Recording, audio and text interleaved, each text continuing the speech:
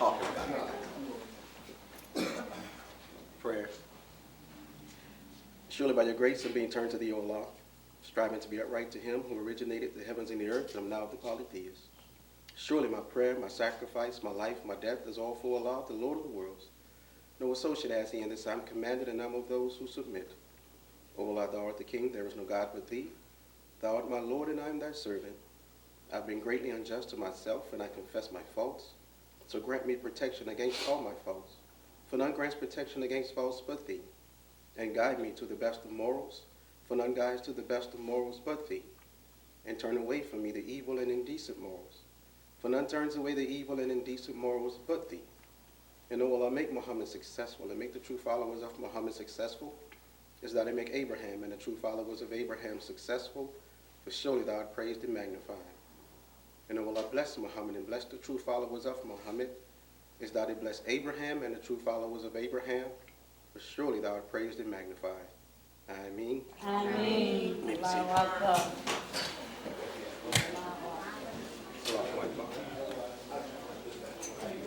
In the name of Allah, the Beneficent, the Merciful, I bear witness that there is no God but Allah, and I bear witness that Muhammad is his messenger. We thank Allah for Moses and the Torah, for the Old Testament. We thank him for Jesus and the Gospel, and we thank him for Muhammad and the Holy Quran. And we who are in the wilderness of North America can never thank Allah enough for his intervention in our affairs in the person of Master Farad Muhammad, the great Mahdi, to whom all holy praise is due forever. And we can never thank him enough for raising up in our midst the most honorable Elijah Muhammad, the exalted and the arisen Christ. And we can never thank them both enough for leaving in our midst our big brother and champion, our Redeemer, the Honorable Minister Louis Farrakhan Muhammad. And in those names, I'd like to greet you with the greeting words of peace and paradise. Assalamu alaikum. How are we doing tonight? Fine, sir. Praise be to Allah. I too am doing fine by God's grace and permission. Those chairs made me want to sit down. I know that's right. They look comfortable. But we want to welcome each and every one of you out tonight to come and hear this testimony. And this particular testimony, I can't wait to hear it also. We're going to get some inside views and inside looks of a man who is around the Honorable Minister Louis Farrakhan on a consistent basis. And so we stand to learn a lot. We stand to gain a lot of insight. So I would hope and pray that we would put on our thinking caps and make sure that we concentrate on what's going on. So we definitely want to thank each and every one of you for taking the time out of your schedule to be with us on tonight. Thank you. So with that, I'm going to turn it over to Student Minister Willie Muhammad. Let's give him a round of applause.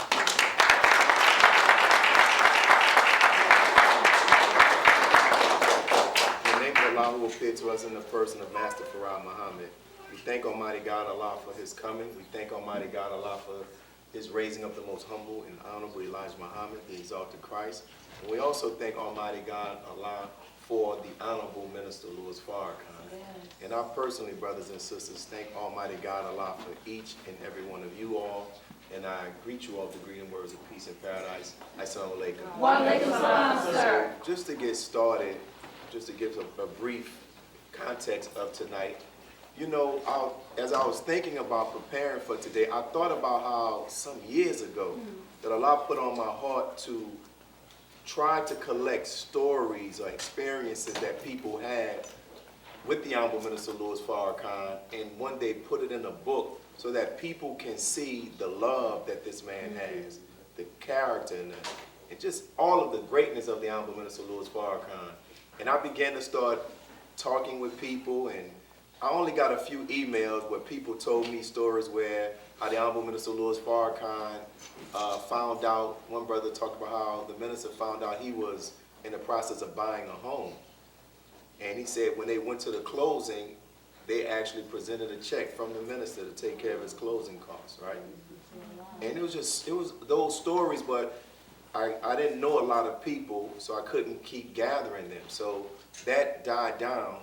But show you how Allah brings things back up, that we heard the Honorable Minister Louis Farrakhan talk about his witness bearers, right? And how he felt that they were too silent. And I remember having conversations with Brother Jesse, and as we were talking, it's like, Brother Jesse, man, we got to do this. And Brother Jesse was the first one that came. Maybe he did on the witness stand, right? And I was like, Brother Jesse, who else could we get? He said, Brother Rashad, right? Give our brother a round. He's actually here. Brother Rashad came, and he gave a beautiful testimony. And we got feedback from the believers, and the believers were touched, right? And many of the believers talked about how they felt the spirit of the Honorable Minister Louis Farrakhan here, right? And since then, our brother has traveled to various cities, several cities, doing the same thing. And from that point, we've been thinking about who else could we get? Who else could we ask, right? And so we were able to get our brother who we're going to hear from tonight, right? But the purpose of this is to help us to really see the man that Allah has given us in our midst, right? That he's not a fraud. He is what he is. And I was telling a brother who I did an interview today, I said, brother, as we see the minister the Honorable Minister Louis Farrakhan in the public, to me, he's a million times that more in the private. A man of principle, a man of love, and a man of compassion. So hopefully you all enjoy what we're going to do. The format tonight is I'm going to start off asking our brother questions, and then after we finish, then you all have the opportunity to ask him some questions, and then he'll close out with some closing words, all right? Yes, so sir. you see we have the interview style. That's right. So let's bring up our brother Don Enoch.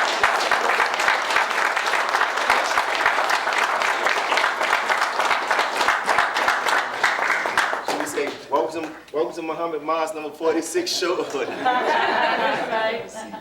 So, and before we definitely want to thank the Honorable Minister Louis Farrakhan for granting us this opportunity to invite our brother and even all of those who have come to the city to give their testimony. So we thank the Honorable Minister Louis Farrakhan for this opportunity. You know, I mentioned it last night. Prior to me having the opportunity to interact with brother, I would see him from the distance, right? Very sharp dresser, those ties. And I always say to myself, well, that's the brother who's from England. He was the brother's from London. And I came to find out that he's not. He's actually from South Carolina, right? So I think that's how we're actually going to act. That's it, South Carolina. South Carolina. Charleston. That's how we're actually going to start off. So, Hold on, before I have some housekeeping go ahead. that I must do first. Yeah. So in the name of Allah, the Beneficent, the Merciful, may the words from my mouth and the meditation of my heart be acceptable in thy sight, in God's sight, and in the believer's sight. To Brother Willie and to the leadership of this wonderful mosque, I thank you. I thank you. I ran from this for a long time, and it just reminded me in the office that when Brother Rashad was here, and 5 years ago, I'm thinking it was maybe 2 years ago, I was here with him, and almost at that time, brother said, well, all right, Brother Don, you next. I'm like, oh, no, I'm not doing it. And so brother stayed on me. I mean, with a soft touch, but he stayed on me. And my wife asked me today in the room, well, what made you come this time? Why did you accept? And I said, I got tired of running, and I didn't want to be a chump and a coward and a punk. Because to whom much is given, much is required. And here I am at the feet of the minister, and I can't share the good news with the believer, and I didn't want God to punish me for it, so I accepted the offer. So, my wife is here, Sister Helen Muhammad.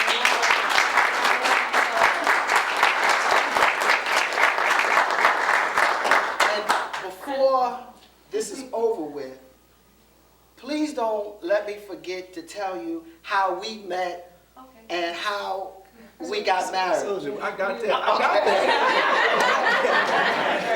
Also, a shout out to my brother Pat 2X, my friend and brother.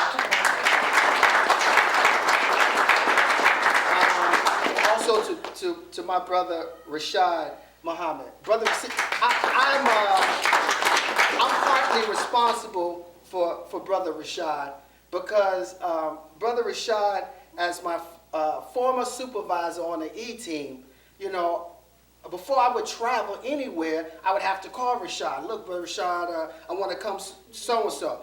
Well, did you check in with the Supreme Captain first? Well, yeah, I already did that, so I'm checking in with you. All right, no problem. Come on, right? So I'm moving wherever, almost where the minister's moving, but at my own expense. But Brother Rashad said, brother, like, I know you always in hotels, but why don't you come over and you're welcome to stay in my home? And I was like, wow, no one offered for me to stay in their home. And brother has female children. So I was I was really taken aback by the offer that a man would allow me into his home with his wife and the female children. Muslim, humble home, but clean, clean home.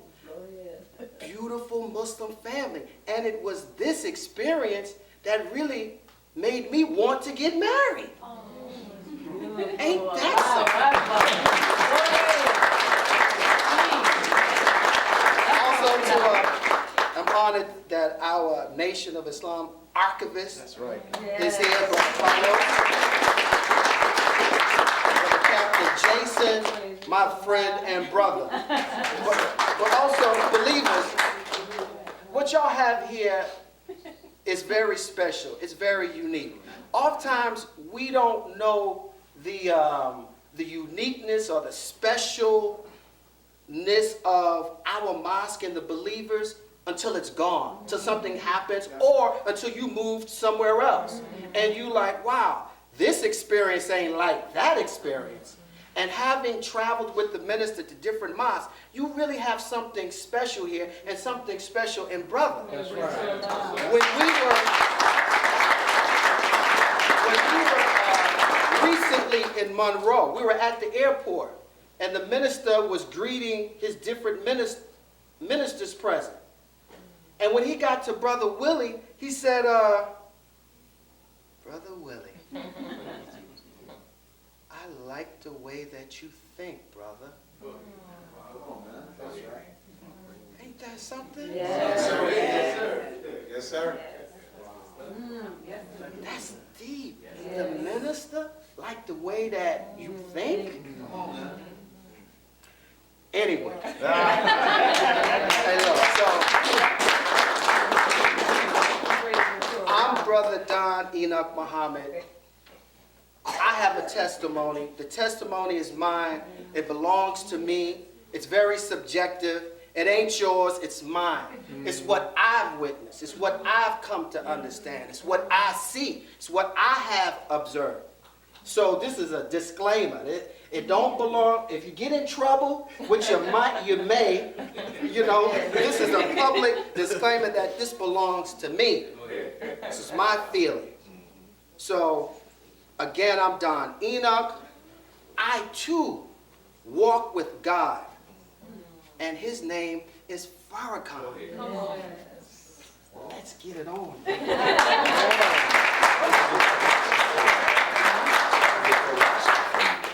I started to break out that roster. Oh, no. We got all this set up. So you've already given us a little bit about yourself. Can you tell us more, like, where are you from? Yes. Right? Yes. And what we'll do, I'll make that a two-part question. Yeah. Where are you from? And then you can lead that into how you met and marriage and what? Oh, that comes later. That comes later? That comes later. That must be a long. Yeah, that comes later. I am born Donald Enoch in a little town called Moncks Corner, South Carolina. I'm the youngest of three, two older brothers. My parents separated and divorced early on, and we went to my maternal grandparents' hometown, which is maybe just a few miles away, another little town called Ridgeville. When we left Moncks Corner, we went to Ridgeville. Ridgeville is important because it was in Ridgeville where I first became aware of, like, my name, Don Enoch. And the name was always special to me, maybe at 5 years old or so. It was special to me, and my mother told me that I was named after my great-grandfather, who was still living at the time. And he was he was the man of Ridgeville. And everyone respected him and looked up to him. But I always had a closeness, for some reason, I felt as a young child, to God. But of course, not knowing God, but just felt a closeness, and I knew about the biblical reference or significance of the name Enoch early on. So went from Ridgeville then to Orangeburg. And Orangeburg is important because of South Carolina State. And we're going to get to that. But Orangeburg is where South Carolina State, which is a HBCU. And I went to a private elementary school, me and my two brothers, on the campus of South Carolina State. The elementary school is actually on the campus of South Carolina State. So I'm looking at college students and college life as a young child going to elementary school. On that campus, what's important is that I saw the fraternities and the sororities pledge. And how they pledged back then is different from how, of course, they pledge now. But it was very real. And I was impressed by the Qs, the Omegas, Omega Psi Phi, as a young child on campus. So I was terrified by them because they had a bald head and just with a Q in their head, army fatigues and boots, you know. And it was real, it was frightening, it was kind of scary, but it was like some real man stuff. And as a child, like, I'm scared, but that's what I want to pledge when I go to college. Around that time, I expressed like an interest in show business and wanting to be on TV. So my mother takes me to New York, where her sister, her younger sister, lived, and she took me to New York and like, okay, son, you're going to pursue your dream at 5, 6 years old. Now, she was dressing me like I was a little different from my other two brothers. Because even in South Carolina, I was modeling clothes, and you know, they almost treated me like almost like a doll, you know. But I was no punk. And my mother, because we didn't have the father present, my mother was determined that her 3 sons weren't going to be no punk or no faggot. So she really overcompensated. I remember she pulled a gun on us and said, you know, I will kill you and go to hell before I allow any one of you to become a faggot. I didn't even know what a faggot was at 6 years old. So when we got of age, like 12, 13, we could have girlfriends. Mama overcompensating because she didn't want to raise no punk. Okay, so we're in New York. I'm pursuing show business. I got a modeling contract with the Mother Goose agency, I think at the age of 6. and began modeling clothes for Burlington Mills and Sears Roebuck. Wow. So the fashion thing with me, my mother started it early on. And she took me into the famous clothing store Barney's. And at that time, in the 70s, it was on 17th Street and 7th Avenue in New York City. And the children's department was called Barney's Underground. And she would take me downstairs in Barney's Underground and show me what the quality clothing was and the difference between, and turn the material inside out and show me the stitching and the difference between a fad and what's faddish and what we wear in the hood and quality clothing. Wow. So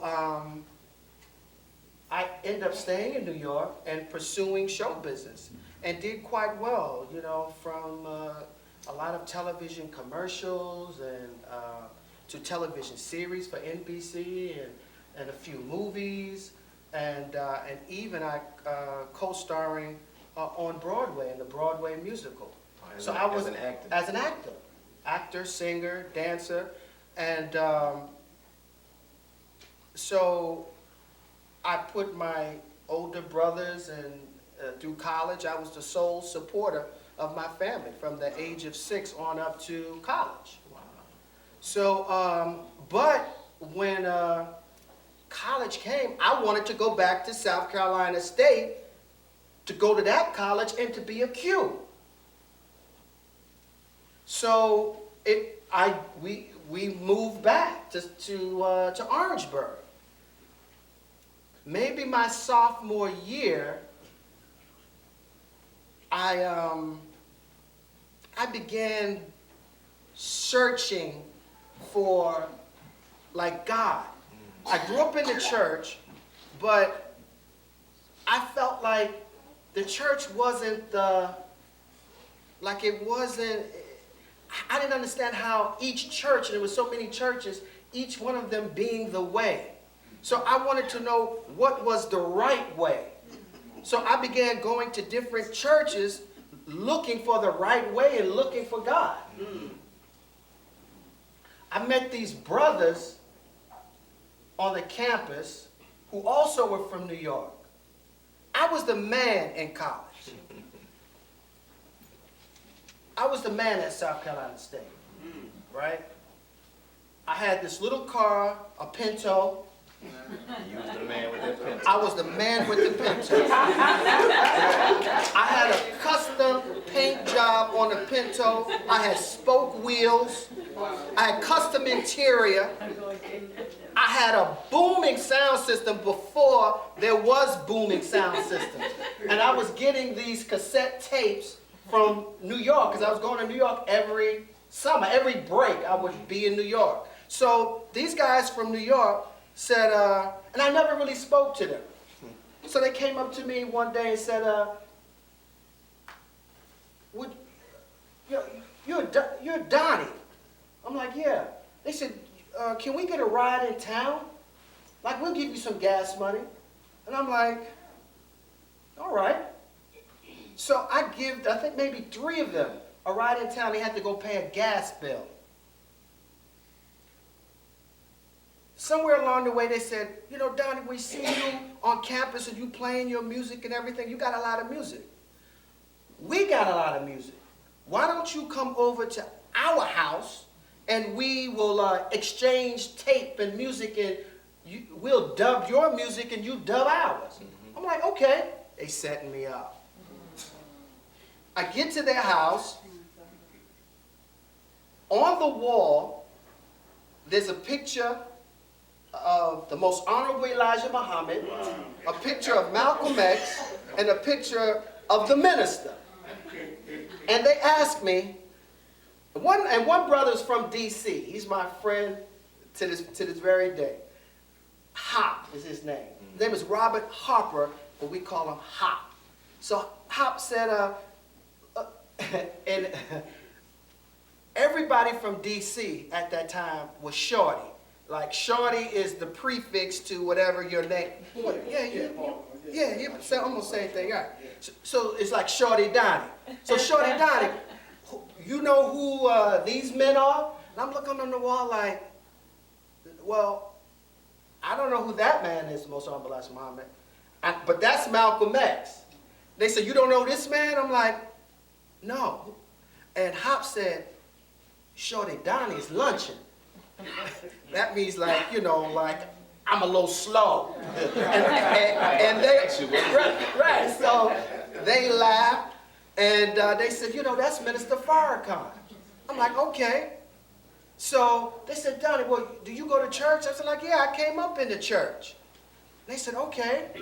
Well, look, the tapes that we have, we want you to dub, is a Christian minister. A Christian minister, right? His name from D.C., named Reverend Ishaka Musa Barashango. Right?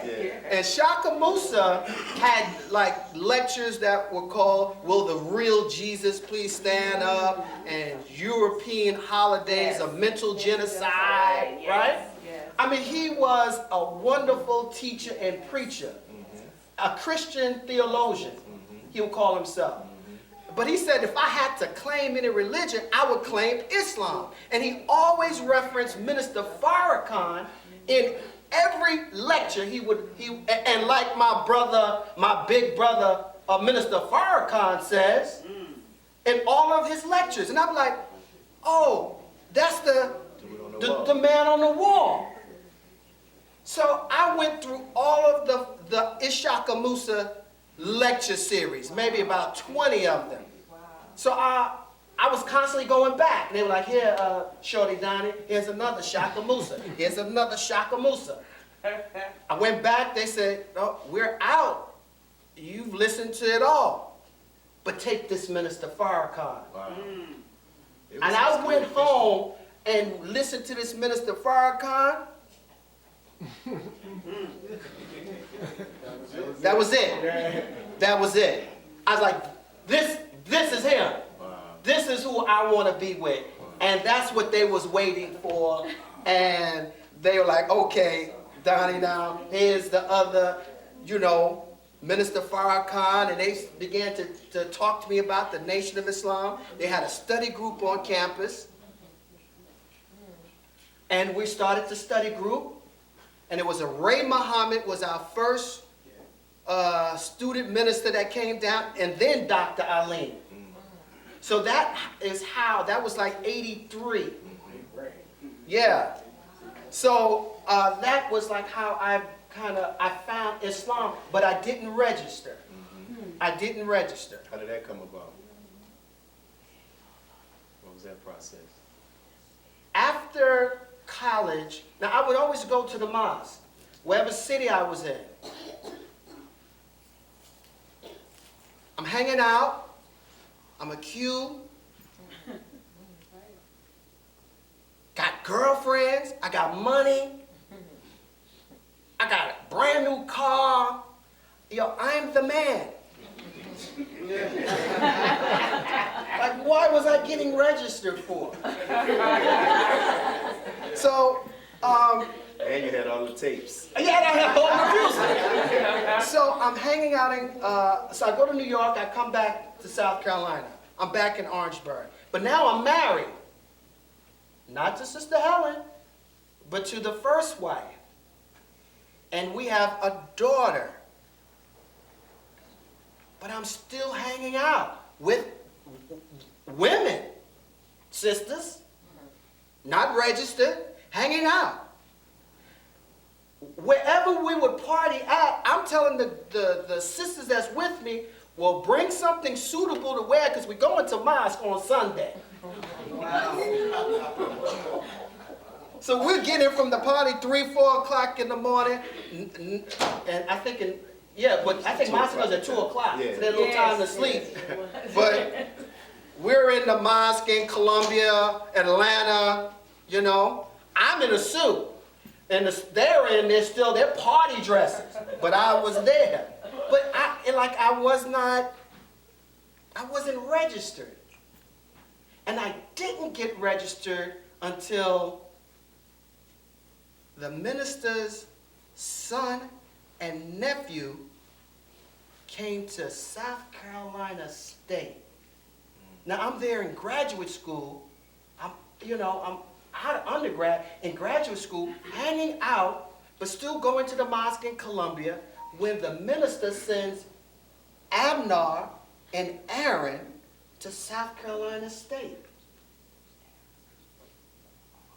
And it was Aaron, Brother Salim's son, who was absolutely, like, I was amazed at this young brother's ability as a young soldier. Like now I'm in graduate school, right? The man on campus. Heck, I've been there for 5 years now, right? Aaron, as an entering freshman, this is like August. This is the beginning of the fall semester. He's a freshman. He takes me into the dining hall, which I've been going to for 4.5, 5 years now. He takes me in the dining hall. He walks me in the back, in the kitchen, where Dr. Evans, the director over food service for South Carolina State, upon seeing him, it says, "Hey, Muhammad, how you doing? What you got today?" How does Dr. Evans know Aaron, Muhammad? Aaron is a freshman. Aaron would bring lost founds from the street onto the campus of South Carolina State to feed them. Wow. So Dr. Evans is asking Aaron, "Yeah, hey, Muhammad, how many you got today?" Meaning, like, how many you feeding today? Dr. Evans, I got 6. Hey, Willie, hey, fix Muhammad up in the teacher's dining room. I don't even know that the teachers have a dining room. You was the man. And I was the man. So Aaron is taking lost files in the teacher's dining room and told Willie to fix 5 or 6 vegetarian plates for Muhammad. Oh, like, this was ridiculous. It was ridiculous to me how this young brother, and he mostly was in suit and tie, and everybody knew him as Brother Aaron. Here I am up there for almost 5.5 years, and I'm playing around. So I was just totally blown away by the majesty of this young brother. So this brother inspired me to get registered. He taught me how to drill. He taught me how to sell the paper. And he was so charismatic that he had all of the youth on campus, like, in the study group. That's right. I'm like, I'm almost 30 something by then. I'm like 24, 25. Aaron is 19. When male dormitories are disputing with one another, they go get Aaron Muhammad to broker the peace between the male dormitories. I found out that the AKAs had a bet with the Deltas who would sleep with Aaron first. Wow. Yo. I could go to Aaron Muhammad's room. He could clear his answering machine, like erase all the messages. We go out on campus. We come back maybe a half hour later, hour. His answering machine is full. Messages. Ice Cube, Chuck D, this one, that one, calling Aaron. I was like, oh. I gotta get what he got. So it was Aaron that first introduced me to the minister. It was Aaron. And how was that experience? You remember? Yeah, I remember. And we were in the dean of men, Dr. Butler, in his home off campus. And Dr. Butler was hosting the minister in his home. And the minister was walking down the sidewalk, and I was walking in front of him. And he said, who's this young brother? And I turned and I'm like, I'm Brother Don, Enoch, sir. And he said, well, alaikum. I said, Assalamu alaikum, Brother Don. I'm like, well, alaikum salam, sir. That was my first meeting. Him. So we first met in Orangeburg, South Carolina. So it was Aaron who was my first teacher and trainer. It was Aaron that wed me to the minister. Not the other brothers from early on, but it was Aaron and Aaron's example. And it was Aaron that introduced me to the national security team. It was Aaron. Wow. Yeah. Scratch up all those Yeah, questions, brother. right. So you talked about how your first meeting with the Honorable Minister Louis Farrakhan, and also how Aaron also played a role in regards to you in regards to the security team. Yes. So I think now in regards to, we'll talk about the minister. Okay. We've been talking about him indirectly already. Yeah. But you know, from your experience in being around the Honorable Minister Louis Farrakhan, what can you share with us? I'll give you some areas when it comes to, when we say the love of the Honorable Minister Louis Farrakhan. Like, you know, people can read about it, hear about it, but you're in the position where you've actually witnessed things. So what are some things that you have witnessed about the love of the minister? Wow. The minister is such a,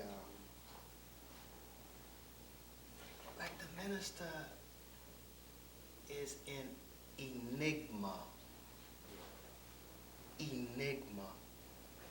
Can you explain? Enigma means? It's meaning like, can someone look that up? I mean, for some people who didn't know, like, it's kind of like, it's something unusual. It's very unusual. It's like you cannot really define it. It's it's almost like a riddle. What is the puzzling or inexplicable occurrence or situation? Yeah. Because you can't. So looking at the minister and being around the minister, of course your example is other people. If you've been around other leaders, but it's other people. And he is so uniquely different from what you ever experienced. I don't know how to really articulate it, but it's a feeling. It's a feeling. Like the minister, equally, men fall in love with him as like how women fall in love with him. Like what kind of thing is that? Where men will die for him and women will kill for him. I mean, it's only the love of the heart of God is what we're talking about. It's not human, Brother Willie. You're not, he looks, this is the shell, but what's encased in this is the spirit and the mind and the heart of God. Absolutely. That's what we're looking at here. That's what we have in Minister Farrakhan, but we don't really know it and understand it. But we're looking at the presence of God in a man, and he's with us. He's in front of us. He's teaching us. It's very hard to explain. I was sharing with my wife earlier an old experience. This is 92 Savior's Day in Atlanta. This is the day at the Georgia Dome, the day after the Georgia Dome. We're in the concierge level, not on the floor where the minister's suite is, but on another level where a reception was gathered for him. In front of the minister was this man in a wheelchair who was really afflicted and handicapped, and his body was contorted. I'm standing on the wall with the regional captains. I'm next to Captain Akil. The minister listened to this man talk, and then when the minister began to speak, he began to speak about the quality of the heart.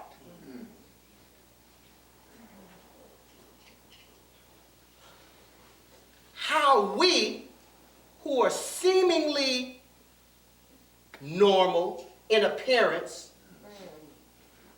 functioning, eyes, nose, mouth, not handicapped, putting that in quotes, but our heart is twisted like a pretzel. And here this man twisted, but heart pure. I'm on a corner, water just pouring out of my eyes. Captain Akil looks at me like, and hit the other captain, Dennis or Curtis, and point to me like, look at this dude over here. And Captain Akil says to me, hey, soldier, you may want to step out and get yourself together. I had to step in the stairwell to compose myself because the minister's words were like, and that's the minister. You think, like, the minister, when he sees something, he sees it the other way, like how God will see it. He don't look at the physical. He's looking at, like, what ain't being said. Oh, man, it's something. And I'm talking about, this is time after time after time. Like, this is the minister. And you're just constantly overwhelmed in disbelief at the minister. His heart, his humanity, his kindness. Some examples of that. You think about his kindness, his humanity. He allows me to be around him. That's how kind he is. How's that been? Because when I was talking to you. And yo, I'm like, he allows me. So that's a great expression of his charity and humanity. But he allows us to be around him, to observe him. To be a witness, to watch his way. Yeah, that's right. And his way is not like anybody else. There's no other way like this. No other leader way is like Minister Farrakhan's way. And so he allowed us to watch and to observe.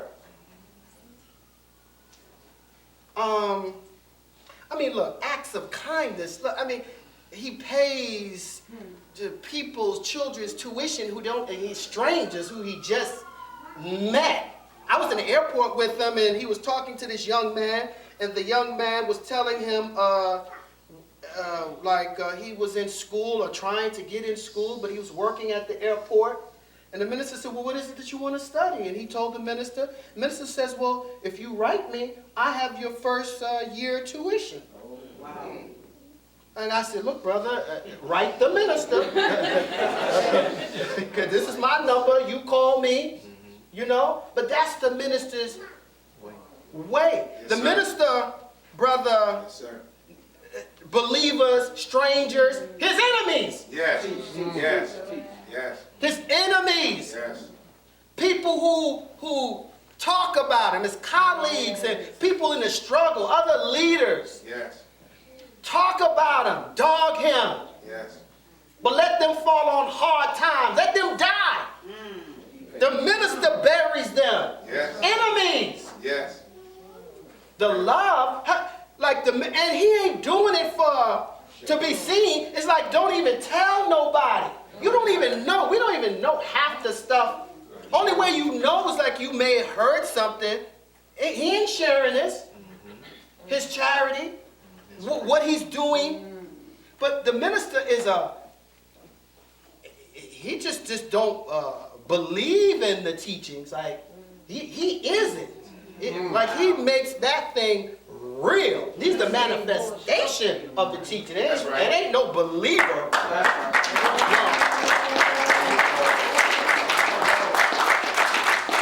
It's interesting you use the word, you said his way, and you are afforded the opportunity to be in these settings where you, of course, we see the minister when he's giving a lecture. You see him interacting with politicians, black leaders, but you've also had the opportunity to see the Honorable Minister Louis Farrakhan in settings where he's a father, he's a husband. Yes. And as it relates to that, what have you seen in his way as a father, as a husband?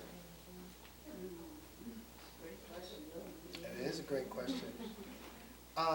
As a husband,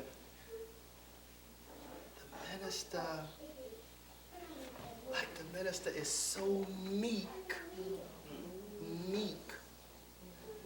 with Mother Khadijah. So meek. It's like a little boy. Brother Captain Jason was talking earlier. We were talking earlier when we went to go pick up my wife from Baton Rouge. And Omega Psi Phi recently awarded the minister the Founder's Robe, right? And towards the end of the ceremony, they presented Mother Khadijah with a gift, right? The minister was like this.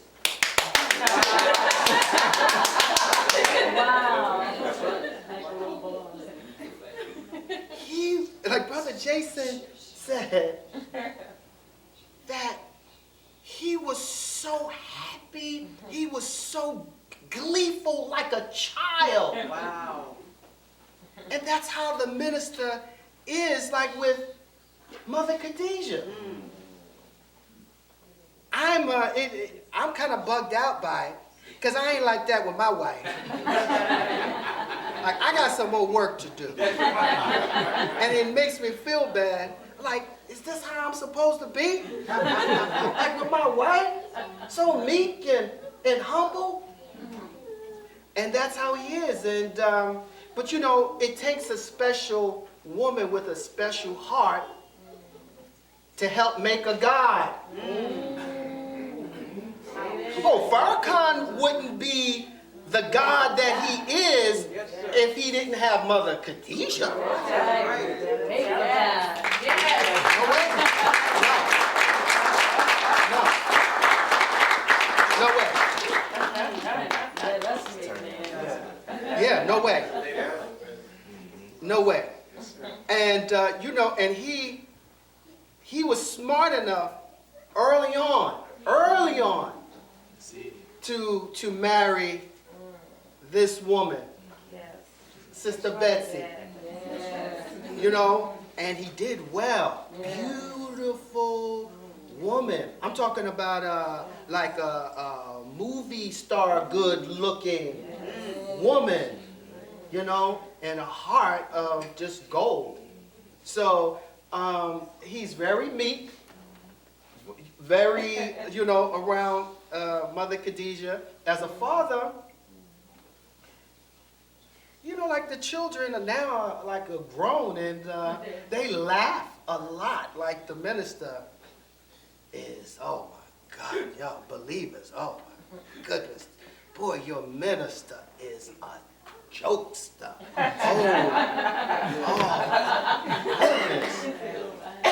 Oh, the minister loves to laugh, and that family laughs.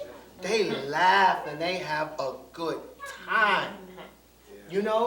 And those children are a a chip off the old block. I mean, their sense of humor, like the Supreme Captain Mustafa. Oh, you talking about quick wit, and Josh and Louis Jr. Oh my goodness. It's nonstop in the suite of laughing, and so it's a good time. It's a good, happy time with the minister, with his family. Even if the minister is, serious, the family can lift his mood with like a joke. And I've seen it, especially Louis Jr. Like Louis Jr. Like what? Can you share an example? Well, the minister could be just serious, and Louis Jr. would say something. I can't remember exactly what it may be, but the minister would be serious or having his coffee, and Louis Jr. would say something, and the minister will almost be like trying to stay serious, but just bust out laughing because of something that Louis Jr. Someone says. I just thought of a crazy, funny joke. I hope I don't get in trouble for this joke. Well, you already gave the disclaimer. Right. So just when around the time when I got married almost kind of quietly, right? So we're on a detail now. I think we're in Jersey. We're in some city. Minister just came in, and we're in a restaurant downstairs. I don't think the suite was ready yet. So we're in a restaurant downstairs, just the minister and the E-team, and I'm on a knee on the side of the minister, just chatting with the minister, and the minister said, "Yeah, Brother Don, I heard you got married." And I'm like, "Yes, sir, yeah, I got married." He says, "So what's the brother's name?"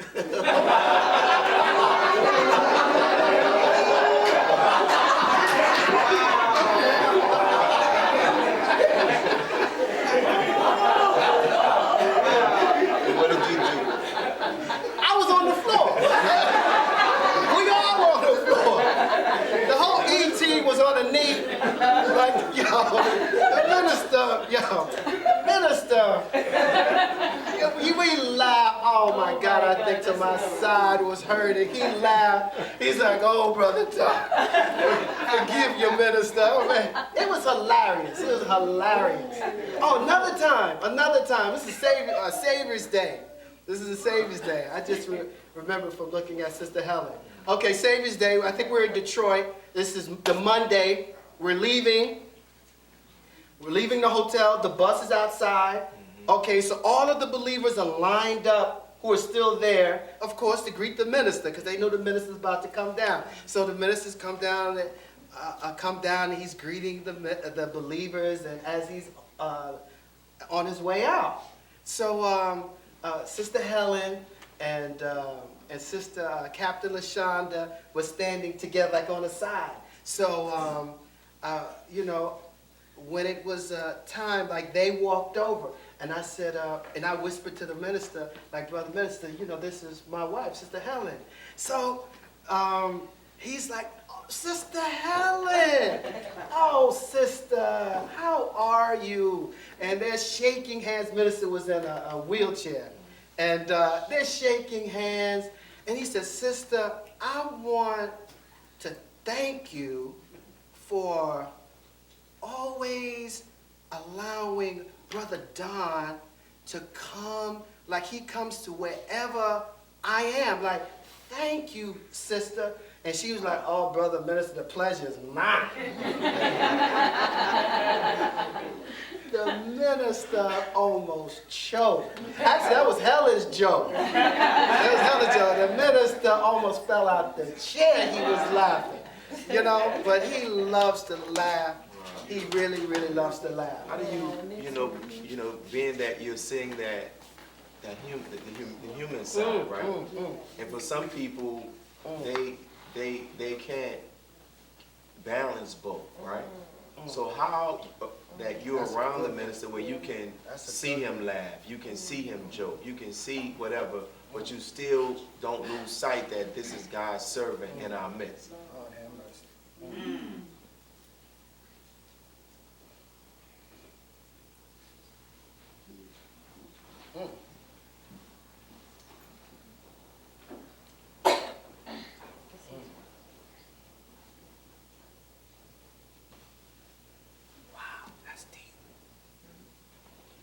minister said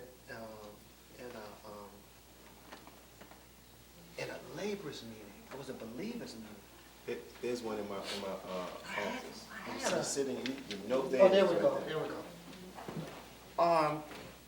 The minister said, we were in Houston, and the minister said in a believers meeting that some of you that's around me, he's talking about us.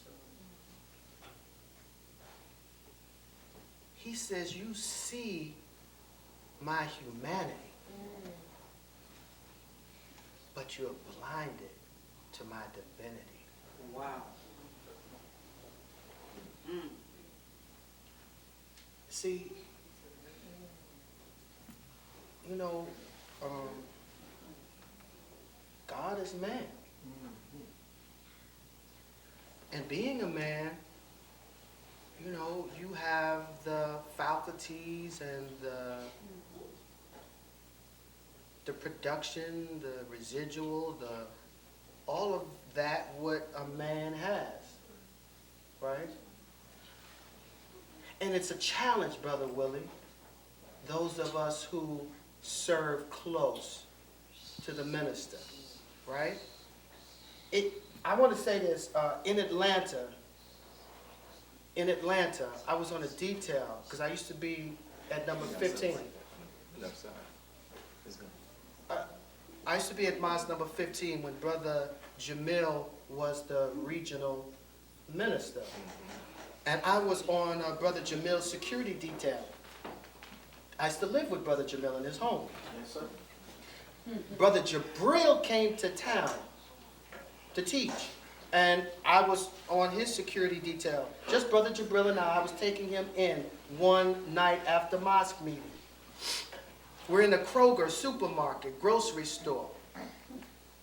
Brother Jabril bought some buttermilk, and some oatmeal raisin cookies. We're in checkout line. I'm standing behind him. He turns around and says to me, brother, don't you think after a hard day work that God's feet is smelly? Wow. And turned around, said no more. We get in the car. I never forgot that. I didn't know what he meant by that. I didn't ask him. He just said it. Let's fast forward maybe 15 years or so. I'm on my assignment in base 1 in the suite.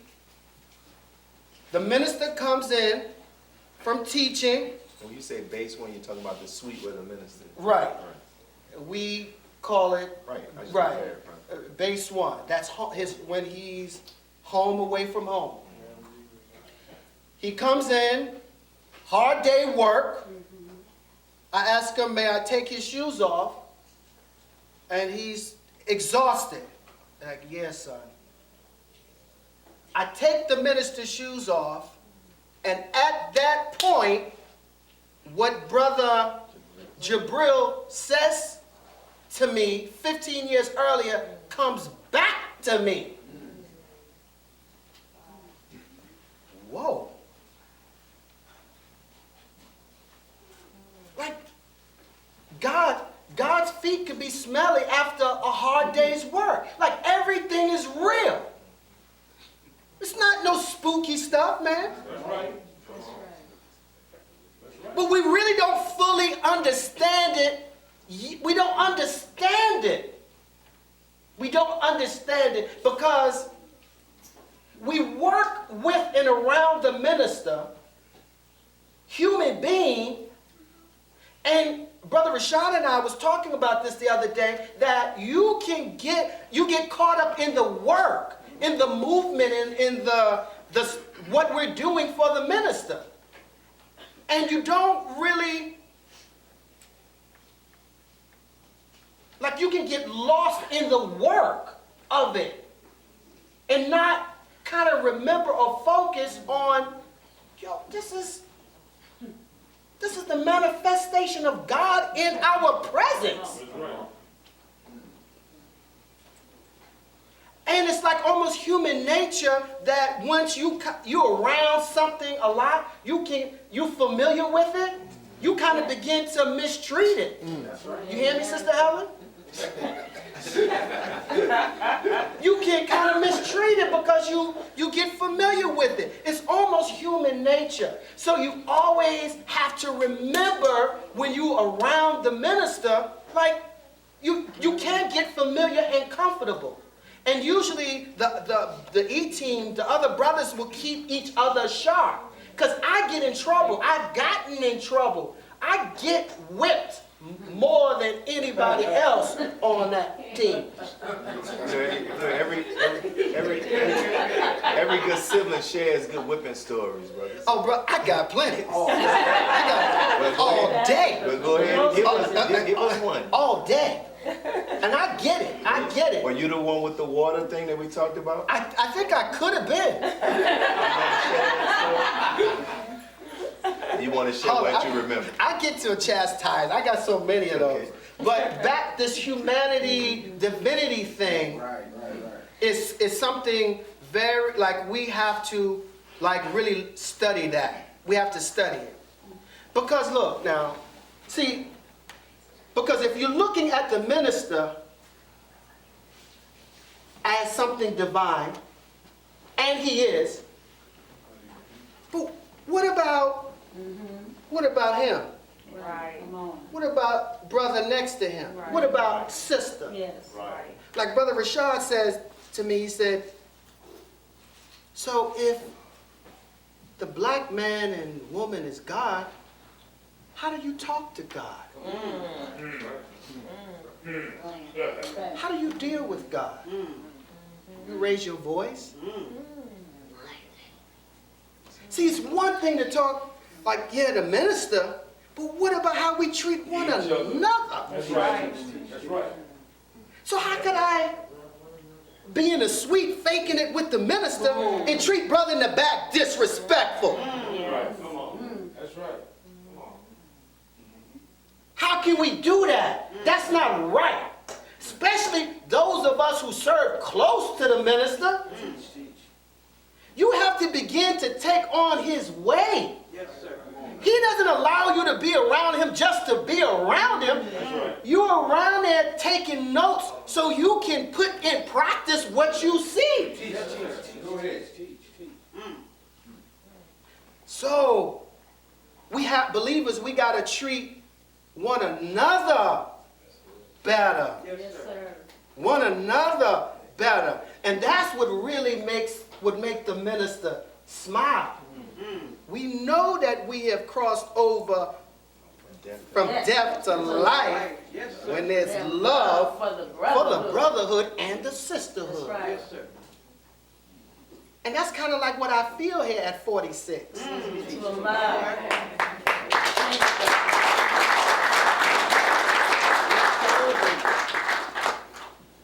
Are you ready for the whipping? whipping story? Look.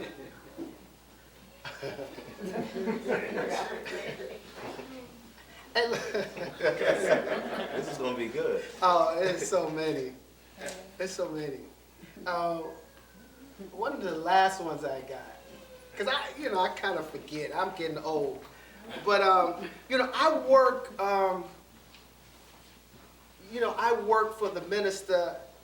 I do whatever he asks me to. I shine a shoe or get his coat. But oftentimes I help facilitate when a minister may get with a celebrity or a rapper. Like, that's my area.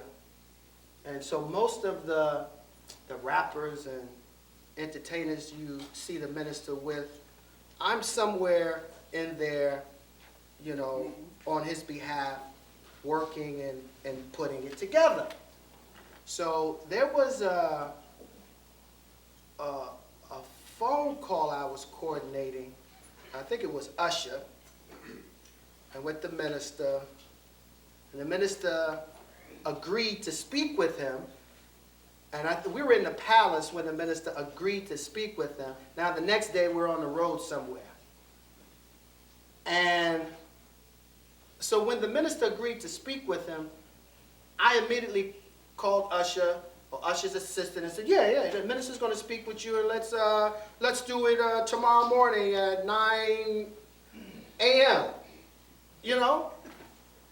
I don't know why I'm taking these kind of liberties. Like, he set his schedule.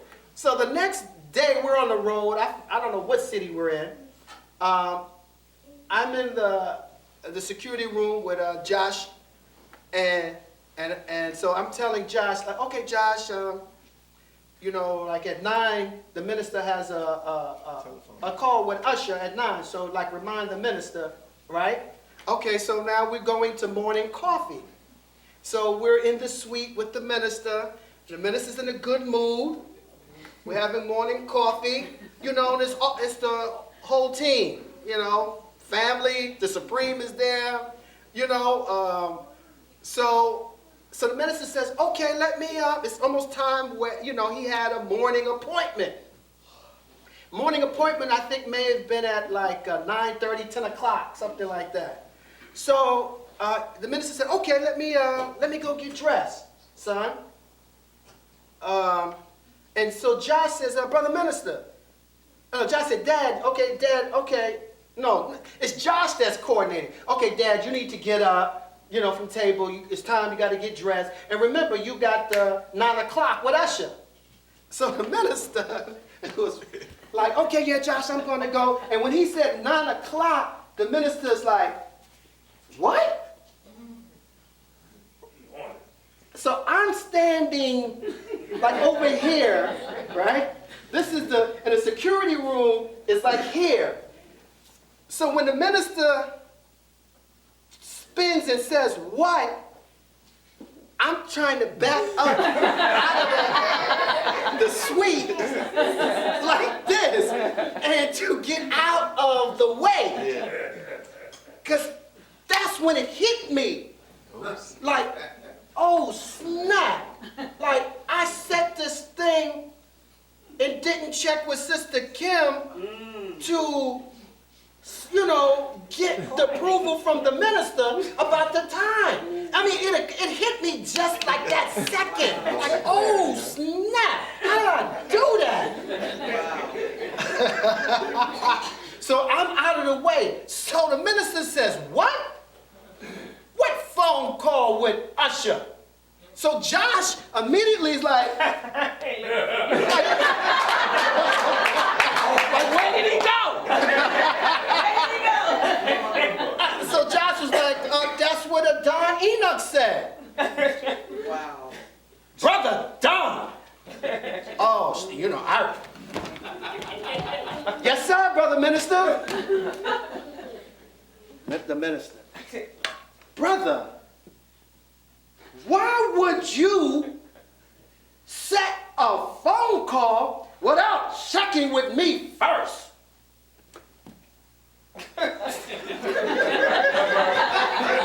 Y'all can see? Why would you do that, brother? What can you say? One more thing like that and you fired. You out of here. Wow. Supreme Captain the Supreme Captain steps up on me.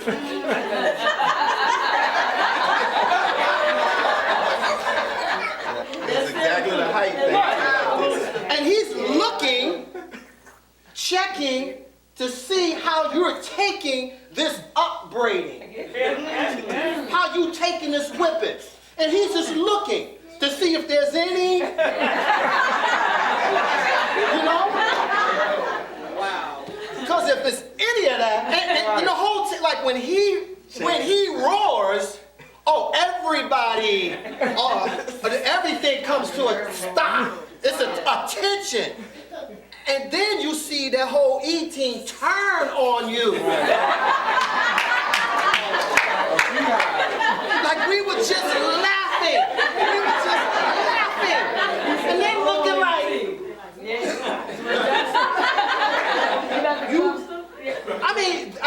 serious. This ain't no joke. They are waiting for the word. Right? Okay. Ministers, hi. Okay, I think I was supposed to go on that detail. I stayed. Right? Okay, so when the minister was going out of the suite, I'm on the door. And he just looks at me. And go, hour, 2 hours later, he's coming back. We're setting up. Comes in the room. I got the door open. He's coming down the hall. The minister and the whole team. So I'm on the side holding the door. He looks at me again. This is 2 hours later. He goes in the room, right? So the whole E-team comes in, then we go all into the security room. I'm going in the security room with the team. I usually stay in there with him, and they say, Brother Minister, how are you? What can I get you? You want some water? You want your slippers? None of that. I'm going in to get out of the way. I get to the and brother. Yes, sir, Brother Minister. I mean, I was on my way out. No, this is part 2.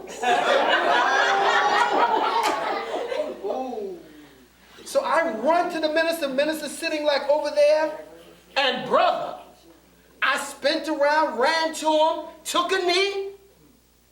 Brother, I don't understand. When I'm right here, why would you do that? I'm not getting into no dumb explanations like yo, I bugged out. I just said, please forgive me, sir. I will not do that again. You were forgiven, but why would you do it? You were forgiven, but why would you do it? I just kept my head down like, yes, sir, I won't do that no more, sir. I won't do it again. I won't do it again.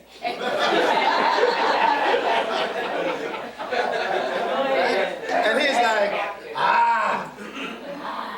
So I get up, take 2 steps back, and leave out. Now check this out. A couple hours later, we're setting up for dinner. We have more dinner guests than we have seats in the suite, right? And this is his ministers and looking for, he's seating the guests. You sit there, and he's like, wow, we don't have enough seats. So, and he's running out of seats. So you sit there, and so I'm standing there, helping people get situated. Brother Don. Yes, sir, Brother Minister.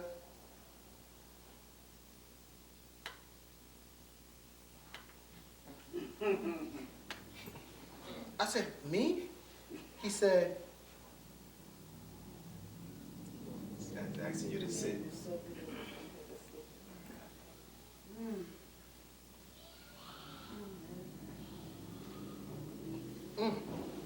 Wow.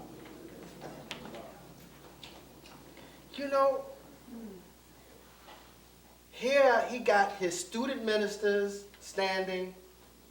He tells me to sit. Yeah, I whipped you earlier. Right. I love you, boy. Sit down. Get some soup. Wow.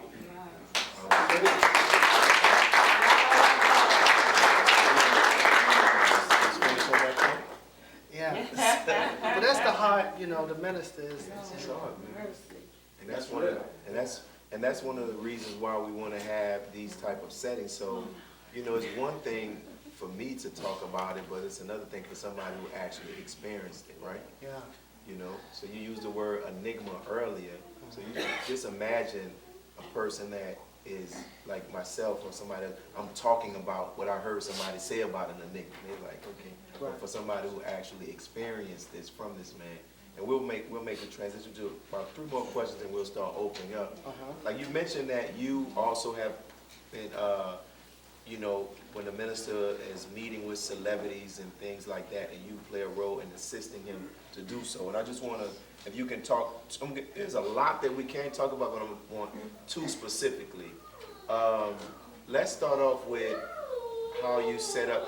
Let's start up with how you, with the Honorable Minister Louis Farrakhan meeting when Eminem had the opportunity to meet him. And for those who may not know, Eminem is this white rapper from Detroit. And the reason why I'm asking that, because I really wanted to ask about Jay-Z first, because I like Jay-Z. But I'm asking about Eminem because, you know, the media has done this thing on the minister, as the minister said, well, they have put him in his prison.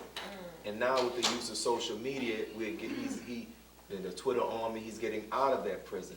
But people have this thing where they think like the minister is this hateful person of white people or Jews or whoever, right? So can you talk about how that was facilitated and what you can share about the meeting, the dinner that they had?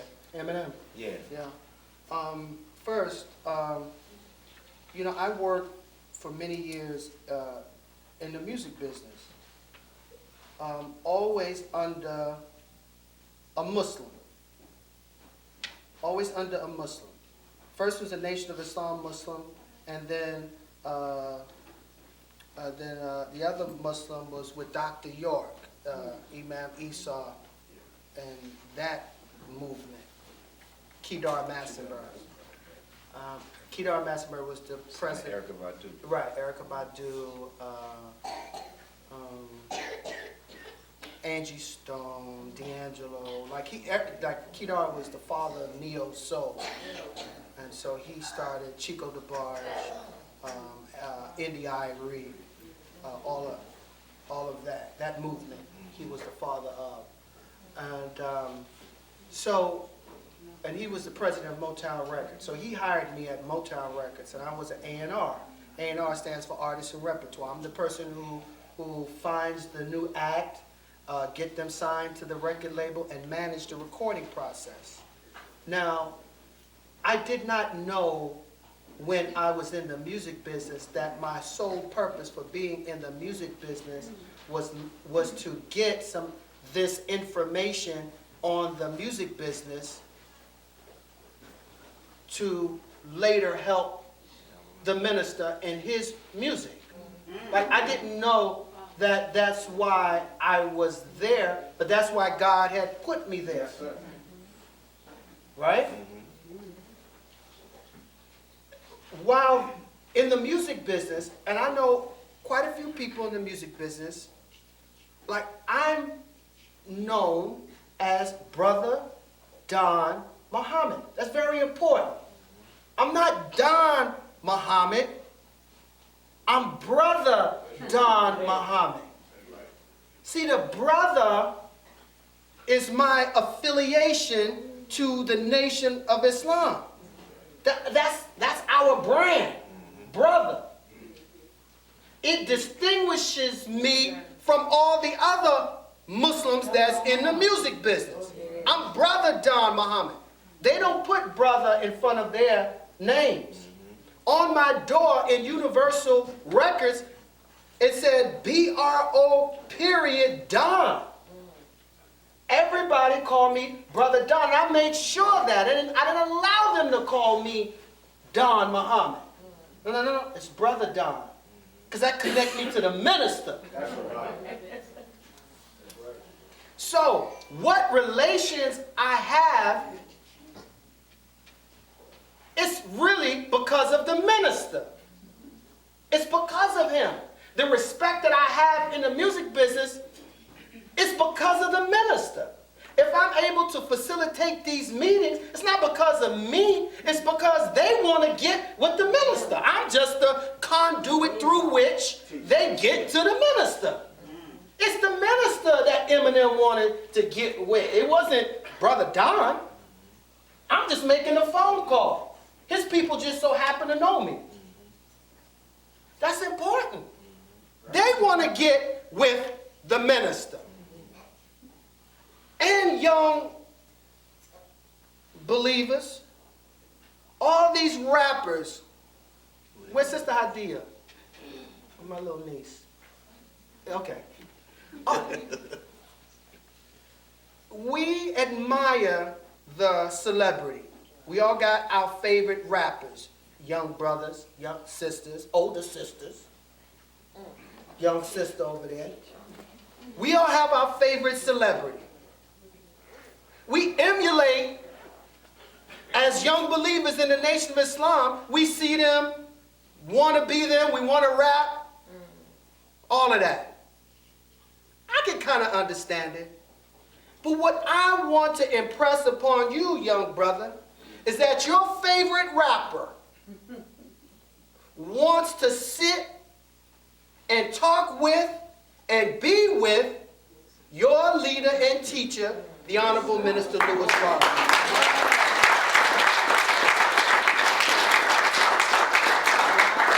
So why are we wanting to be like them when they really want to be like us? Come on. They want to be like us. They want to sit with him. That's right. And I see it all the time. All the time. So, we were in Detroit. I forgot what brought us there. I don't know if it was Saviors there. Tour for justice. Justice or else. 10-10-15. We was on the tour. And we were in Detroit. I reached out. He has two managers. He got the big Jew, Paul Rosenberg, and this white girl. And the white girl kind of handles his social agenda. Paul Rosenberg handles the big stuff. The music stuff, I should say. The music stuff. So I reached out to the white girl. Hey, Brother Don, hey. Hey, look, you know, we're in the city. We're in Detroit. Why don't you check with M and see if him and Paul, you all would like to come and have dinner with the minister? Sure, Brother Don, I'll check. She checked. She got back to me. And we had to kind of figure out the time because he had an engagement, what have you. So, like, yeah, but the response was sure. He and Paul wants to come and meet the minister. So we worked it out the time. They came into the hotel through a back way. The FOI, the E-team facilitated it, got him up to the suite. He met the minister, and the minister is a gracious host. He's a gracious host. And M sat down to the table with the other guests and had a wonderful Muslim meal and ate all his food and scraped the plate. Yeah, and the manager, who is Jewish, you know, he was right there next to him, and they were looking at the minister like wow, this is him. Right. And they had very warm, kind, you know, table talk. Afterwards, took some pictures. Minister greeted. Minister offered him to come to visit the farm. You know, when his schedule permits. He hasn't taken advantage of it yet, and you know, it was beautiful. And so thank you for sharing that. And we talked about, but the minister talked about publicly how he had the conversation with Jay-Z after listening to the album 444 by his I think it's his grandchildren were telling him about it. So you shared with me how that came about. Can you share with everybody else? Yes. So the minister calls me.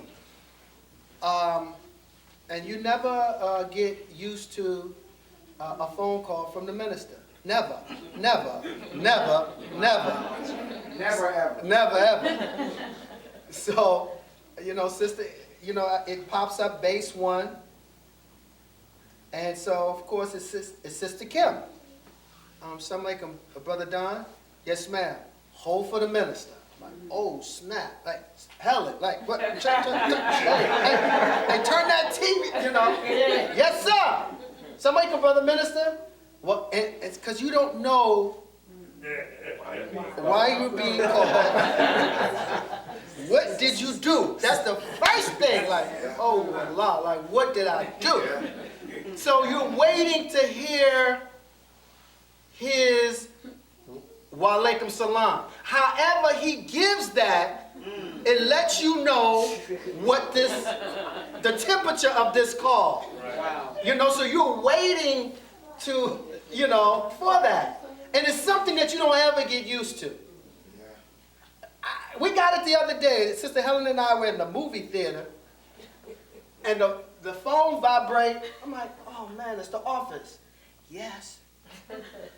Sister Kittens. Hey, Samaica, Brother Don, where are you? I'm in the movie theater. Step out. Yes, ma'am. All right, I'll be back.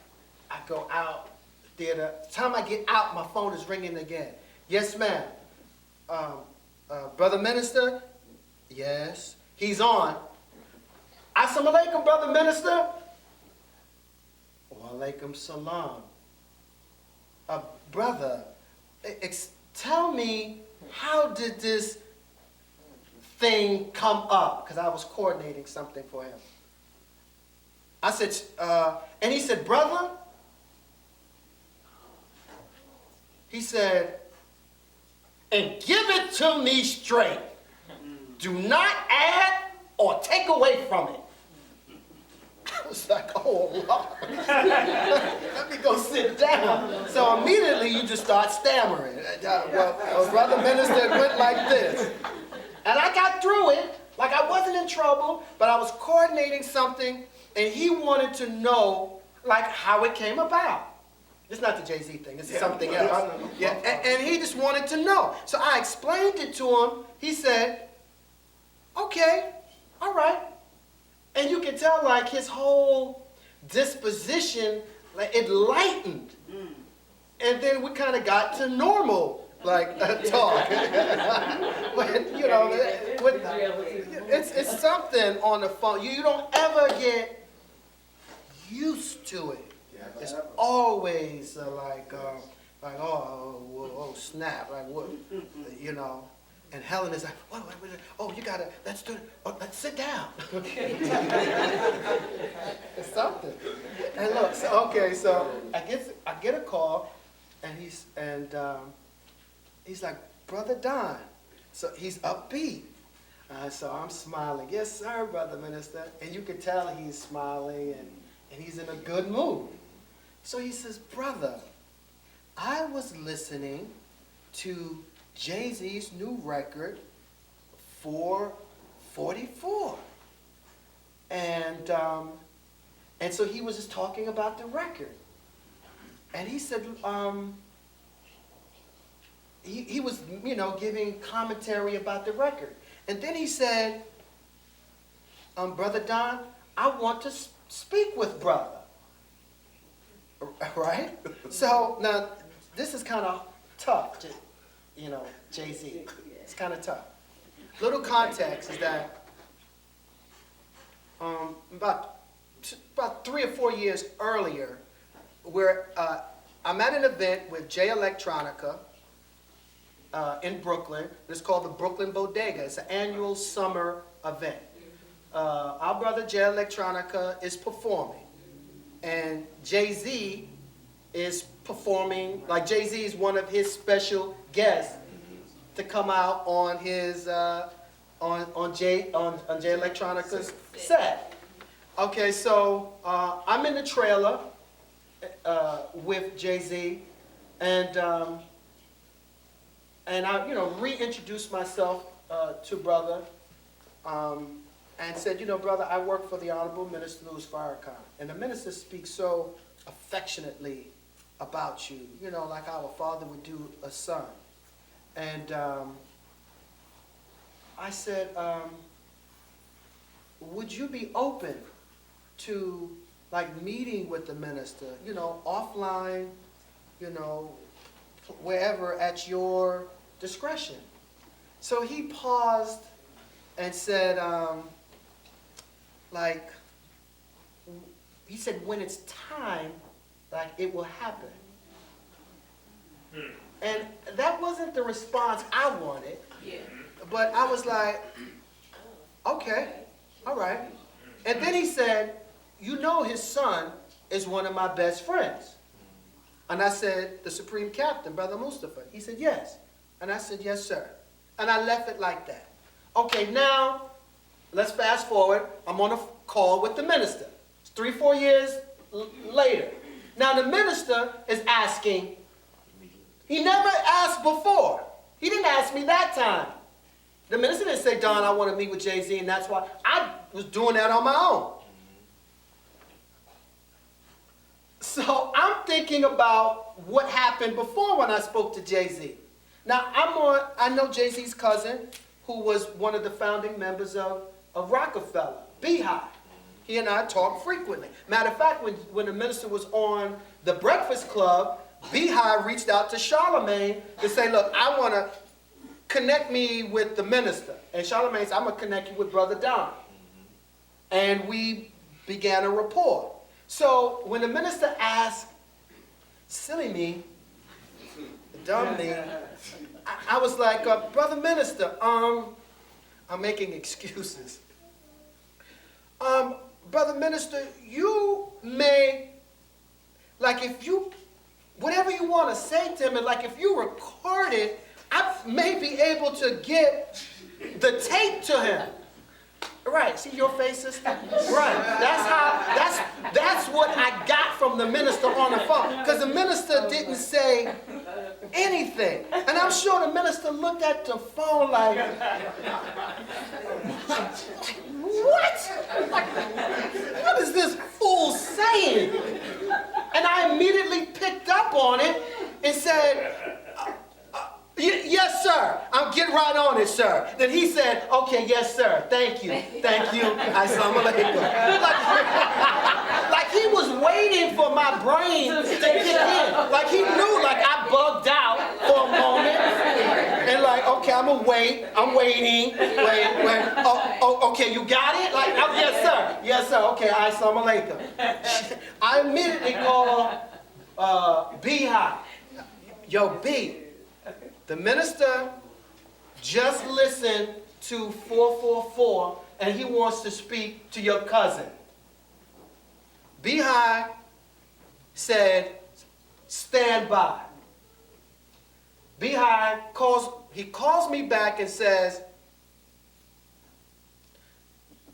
Jay said, thank the minister for listening, and he'll speak to him tomorrow morning, because it was in the evening at that point, and Jay was in L.A. So I called Sister Kim back. You didn't make that same mistake. No. So I called Sister Kim back to get a time for the next morning. The minister was going to be in a laborers meeting at the salon. So the minister asked, he sent word through Sister Kim to find out what time was good for Jay. So it came back that 9 a.m., it was 9 a.m. East Coast time, 10 a.m. Chicago time, and a reverse? Yes. It should have been 7 a.m. No, excuse me. It was noon East Coast, 11 o'clock. 11 Chicago. What time in LA? It'd be 9. 9 in LA. So Jay-Z said 9.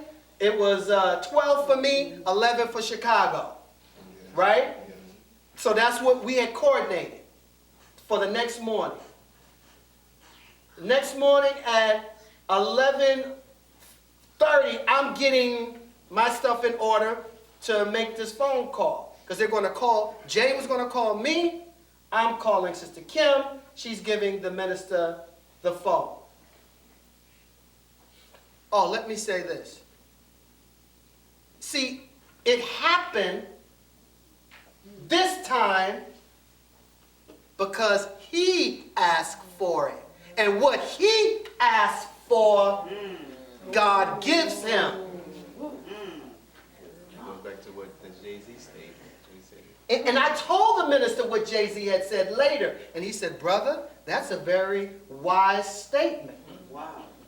But it didn't happen before when I tried to coordinate it because it wasn't time. Come on. The minister didn't ask for it. It wasn't time. And Jay-Z hadn't even like that level that he's in now, that spiritual. It wasn't time, Brother Willie. But when the minister called for it, it all began to fall in place. So 11:45 my time, I'm getting ready for the phone call, right? 11:59.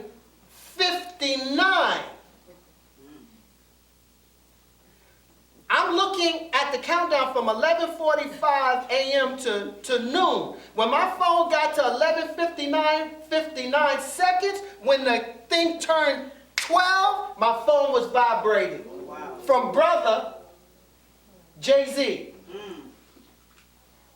On time, man. On time. He was anxious. He had to have been waiting to make the phone call. No way that my phone would have rang right as soon as it said 12 o'clock, 0 seconds. It would not 10 seconds later, not 12:01, but when it says 12 o'clock zeros, it was vibrating from an unknown number, and I knew it was him. Yes, brother. Sean, yes, brother. How are you? Fine, brother. This is Brother Don. Hold on, sir. Time. So they had a wonderful talk. A wonderful chat. And the minister was breaking down his lyrics. And he was laughing. He was like, oh. He says, you really listen to it. You got it. You got it. He says, my people, they don't get it yet. Minister started breaking down 444 and what it meant. Minister said, I don't know what it means to you, but let me tell you what I get from the 444. And Jay started laughing. He says, yes, that's it. It's about new birth and spirituality. Oh, man, the minister laid that piece out. And he thanked the minister. He thanked the minister for his time taking the call. And the minister, of course, he said, well, brother, I would love, whenever your schedule permit, to meet you formally. And he was like, yes, yeah, let's do it. So it was a beautiful call, brother. A beautiful call. The minister talked about, and you hear the minister say, okay.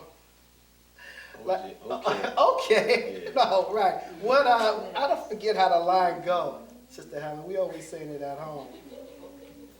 It's something. Jay-Z. Well, you think I'm not black. I'm not black. I'm OJ. Yeah. Okay. Oh, so the minister told him that Jay-Z fell out. Oh, he laughed, man. He said, wow. And the minister says, well, what's better than one billionaire? And the minister says, two, especially if they're of the same hue as you. And Jay laughed again. He said, man, you really listen. He couldn't, he was blown away by the Honorable Minister Louis Farrakhan.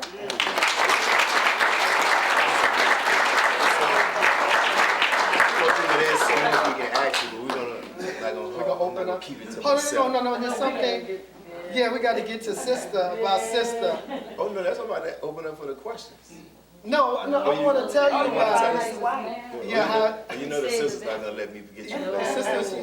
Yes, ma'am. She's raising her hand. Oh, me first? Great. Walaikum salam, ma'am. Thank you so much for coming. Thank you for having me.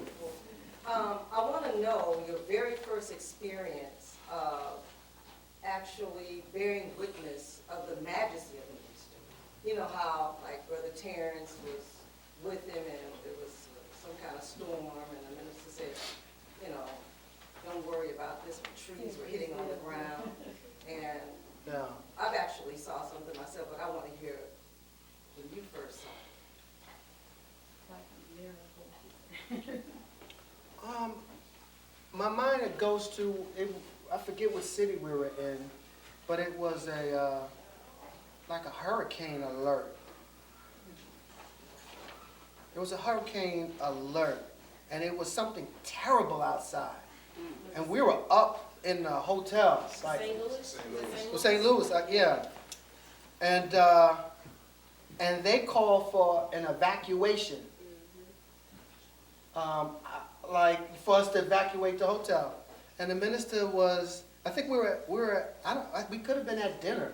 Yes. Yeah. And the minister was as calm as you are right there, brother. And I'm talking about out there had got so black and dark in the wind, and like the building was rocking, and he was as calm and said, no, we're not. We'll be okay. Like, we'll be okay. And we were okay. You know? Next question. Hold it. Before we start getting into the questions, I want to tell you about how I met Sister Helen. Thank you, Right? brother. So I'm in Chicago. I'm not Chicago, excuse me. I'm in Atlanta, living, you know, and at mosque number 15, and on Brother Jamil's security detail. And this was a Tuesday night. All right, not a mosque night. And so we go to one of Brother Jamil's favorite restaurants. It was a Caribbean restaurant.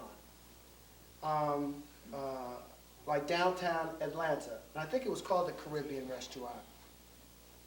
Brother Jamil and I are at a booth, and Sister Helen is standing in line to,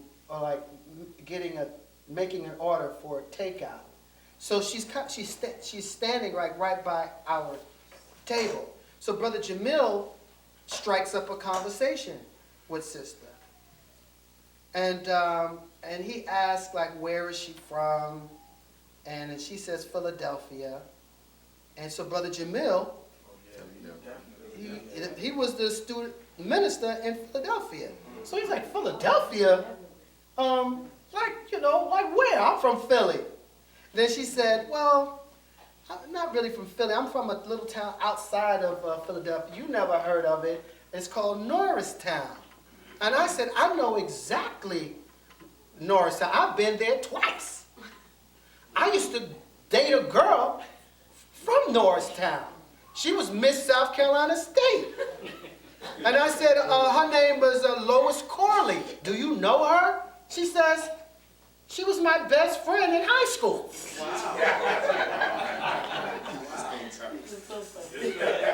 I said, really? She said, she lives across the street from me. I said, well, I've been at Lois Corley's house a couple times. I've probably seen your house. So, like, I thought that was just really, yeah, like it was interesting, like, of all the people. So, it was light talk. So she got her food. She like, okay, nice meeting you, and she's out. Brother Jamil says to me, check this out. He said, brother, why don't you go and ask Sister, will she join us for dinner? I look at Jamil like,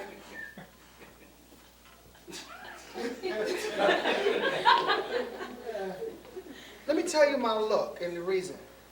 In my mind, I'm like, she ain't young and hot and exotic. In my mind, I don't say it, in my mind. Jamil looks at me and says, brother, that sister, as if reading my mind, says, brother, that sister may turn out to be your best friend in life. And when he said it, it resonated with me so, Brother Pat, that I got up and went to get her. She was at her car getting in. And I said, excuse me. She turned around, I said, would you care to join us? And she looked and said, okay. And she came in and she sat down and she joined us. So we talked. I got her number. She was a student at Spelman. And I was going to invite her out to the mosque. That was a Tuesday. That Saturday, the minister was in New York at the Apollo Theater doing this Betty Shabazz benefit.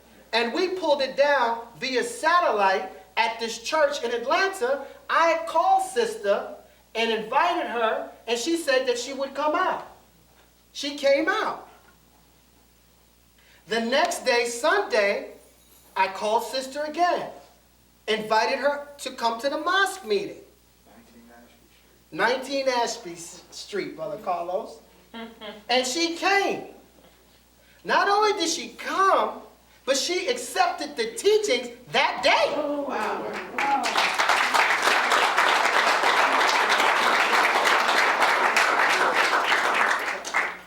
Right?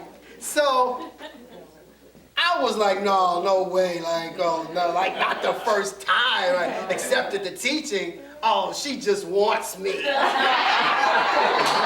you was a man that Right. She's doing this for me. So I'm like, okay, she ain't gonna get me, right? But let's see how far she goes through her orientation. So she, orientation, recite, she's a registered Muslim. I'm like, whoa, like, oh snap, it wasn't about me. And Sister became my friend. She was the sister. I wasn't interested in marrying Sister. She was my friend. She was a sister that fed me when I was hungry in Atlanta, and when I was trying to get away from the brothers, the captain, I could go and Sister would allow me to sit down and go to sleep in a place and feed me. And that was it. And she was kind to me. This is like 20-something plus years ago. All right? Okay. Every Ramadan, like maybe 16 years into the relationship, she's my best friend. I tell her all my business. All my business. I know she loved me. But I knew that, like, yo, sis, you don't want, I will wreck your life, sister. I will, And she was just as kind and, like, and was a friend. Every Ramadan, when I call myself getting real serious, I say to myself, you got to get married. You got to get married. And so I'm running through my mind of all the sisters I know that I'm semi-interested in. Sister will come up in there somewhere, and I would dismiss it. Oh no, like that's my friend, no way. To myself.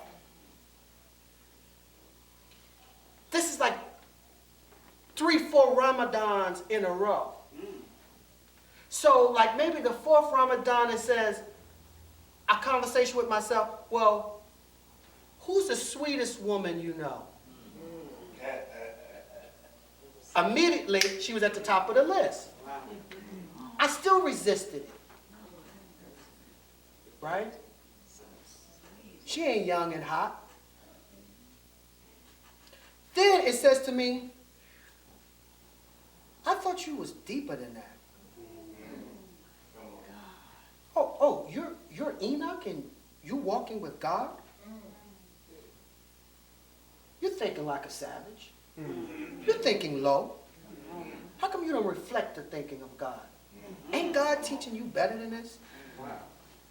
I'm like, ooh, damn. With myself. Right?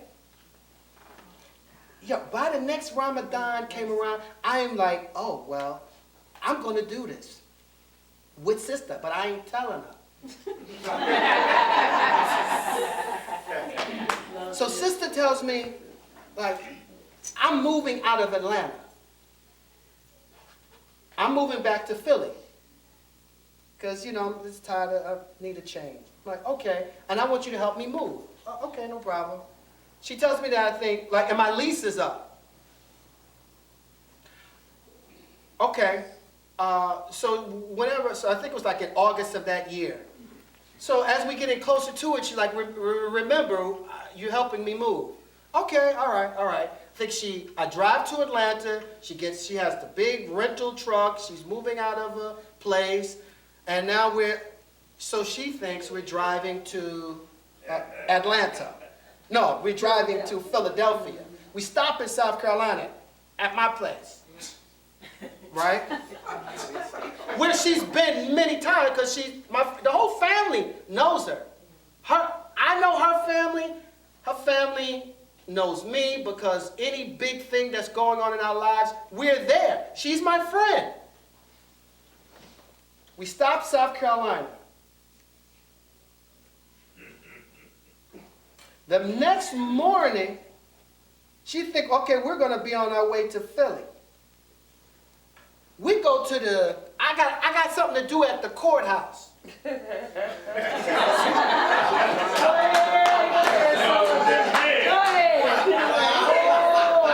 need you to ride with me. Go ahead. This is a new level of respect. We're in the courthouse, so I'm talking to the clerk, trying not let the clerk hear what I'm saying. You know, how you get married, like what you gotta do.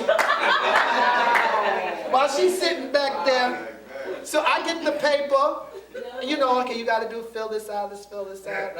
I'm filling it out up there. Okay, this is where the woman's name goes.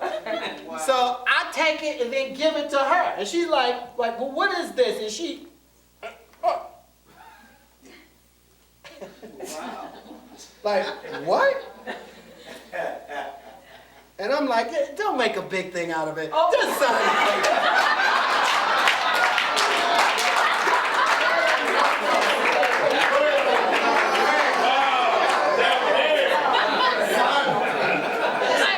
Like, yo, save me the drama. I don't want no tears and all that. You got it. And so I was she didn't know that I was moving all that stuff into my house. Wow. Like I wasn't letting her go to no Philadelphia.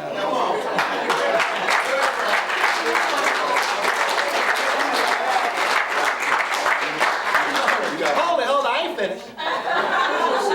That woman cooked too good. See that she seduced me with that food, sisters, you hear me? I was not letting her go. Because during Ramadan, you know, the older you get, the more important food becomes and everything else dissipates. So I began to ask myself, okay, what do you absolutely need? So I said, I need a peaceful, tranquil house. Right. I need peace in the house. Yes, sir. And I need good food.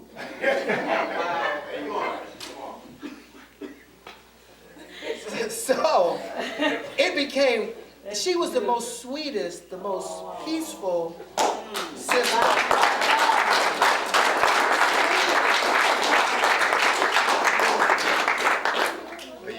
I think I'll finish. I like baby saying, we finished or we done? With How long that have y'all been married? Last week? So, 6 years? We stopped counting. Because I've been knowing her forever, and the friendship is just...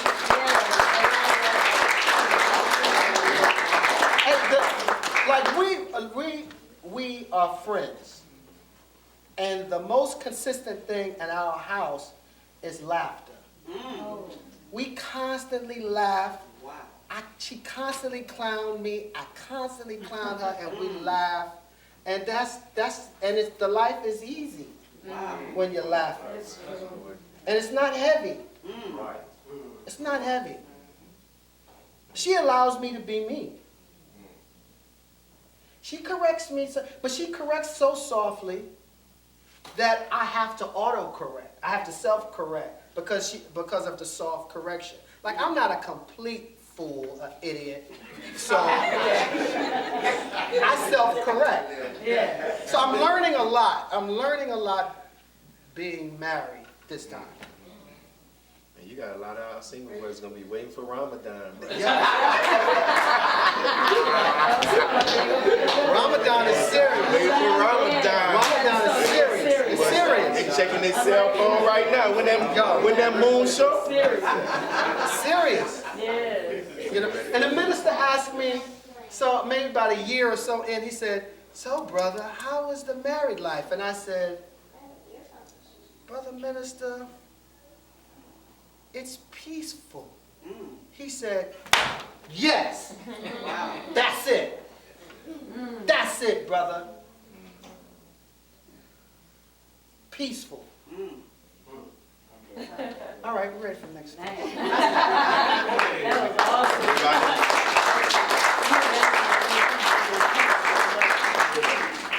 Single brothers might start getting meals, man. Man.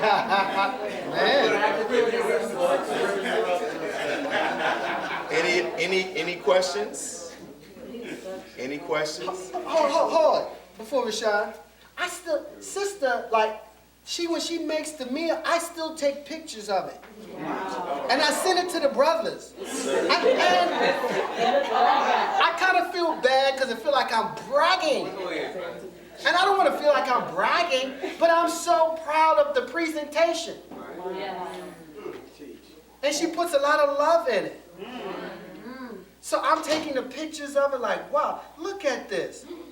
And she could be not feeling so good about me at certain times. But she never stop and say, yo, I'm not making you any food because you act a fool or you acting up.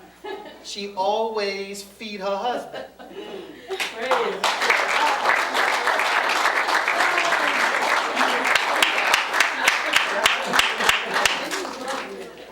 Brother Rashad.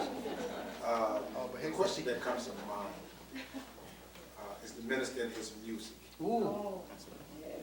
You know, music is a universal language. It also has healing properties.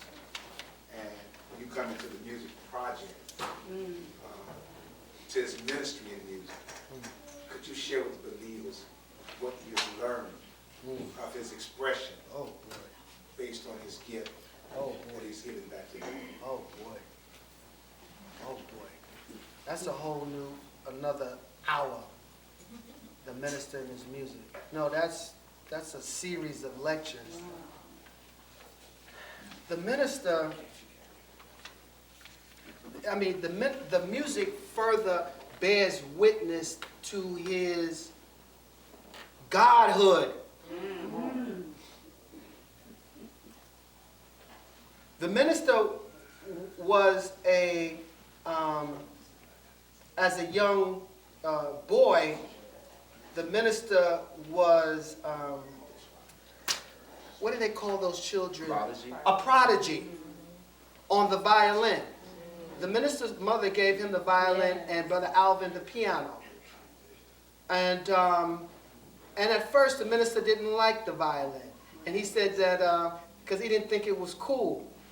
And he said that when walking home sometimes with the violin, he would put the violin under his arm and carry it, like it was a horn or something, But the minister, as a child, was a prodigy. And, the violin is the most difficult instrument to master, to play. And they say that because you hold it close, like it emotes the heart, And there's significance to this, and it has to be studied. The minister and the violin, and David as the chief musician of the Lord. He was the warrior king and chief musician of the Lord. And when he first met the most honorable Elijah Muhammad, the first time that they met, and he says the most honorable Elijah Muhammad was working his way around the table after the dinner was over, that he said to him that you remind me of David. So the minister was this child prodigy and exceptional on the violin, and even was on a very, very popular amateur hour show called the Ted Mack Show, you know, as a young boy. And you can find that footage on YouTube. Yes, right. So he was exceptional on the violin.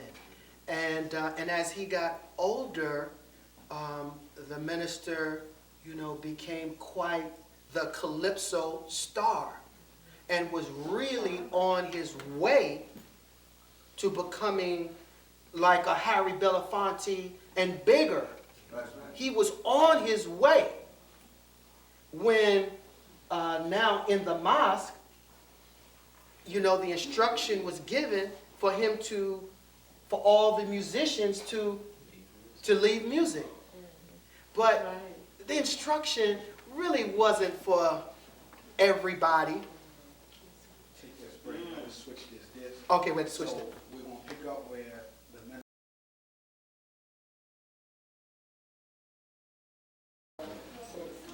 Music came down. So the instruction was given to the minister that he had to give up his, not to the minister, but to all of but it was for the minister. Yes. It was for the minister. And the most honorable Elijah Muhammad was wanting to see, because the minister was the most prominent star, and it's who the most honorable Elijah Muhammad was looking for anyway. He didn't care about them other musicians, whoever they were, in the temple, because he had his eye on his star. Minister Farrakhan was Elijah's star. And maybe the minister didn't know at that time, and he probably didn't. But the most honorable Elijah Muhammad wanted to see if he was going to give it up. And soon as, and it was told to him because the minister had a gig that day, so he had missed the mosque meeting. He came uptown to get some soup. And while getting some soup, the brother says, you know, Brother Lewis, I don't know if you heard, but, you know, he's spilling the beans. Right. You know, that, you know, the word came down from Chicago that everybody in music got to get out. And the minister was like, whoa. And the minister said he got up from the table, and he said he walked outside, and he took 30 paces. Yes. And he says, I can live without music, but I cannot live without the truth. And he gave it up. Now this is not something that like a pastime. It's something. This is life. His livelihood. This is how he's feeding his family. And he was good. And he was doing well. Yes, he was doing well. So see, something that also bears witness to this godhood that God was making was that, see, what really makes it real to me is when the minister says that the most honorable Elijah Muhammad, God said, I've done everything I could to turn Farrakhan against me. And he would not turn. Believers, just think on that for a second. Right.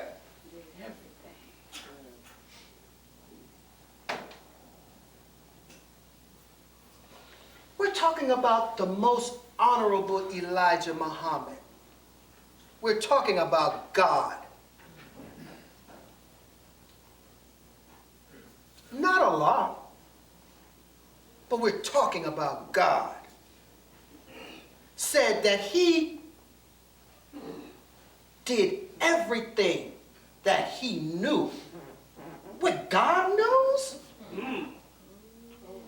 To turn Farrakhan against him? Do you know what God knows? Can you imagine what God knows in the things he did? We don't even know. We don't even have a clue. And the minister won't say it. He won't say all what was done. He just says some things.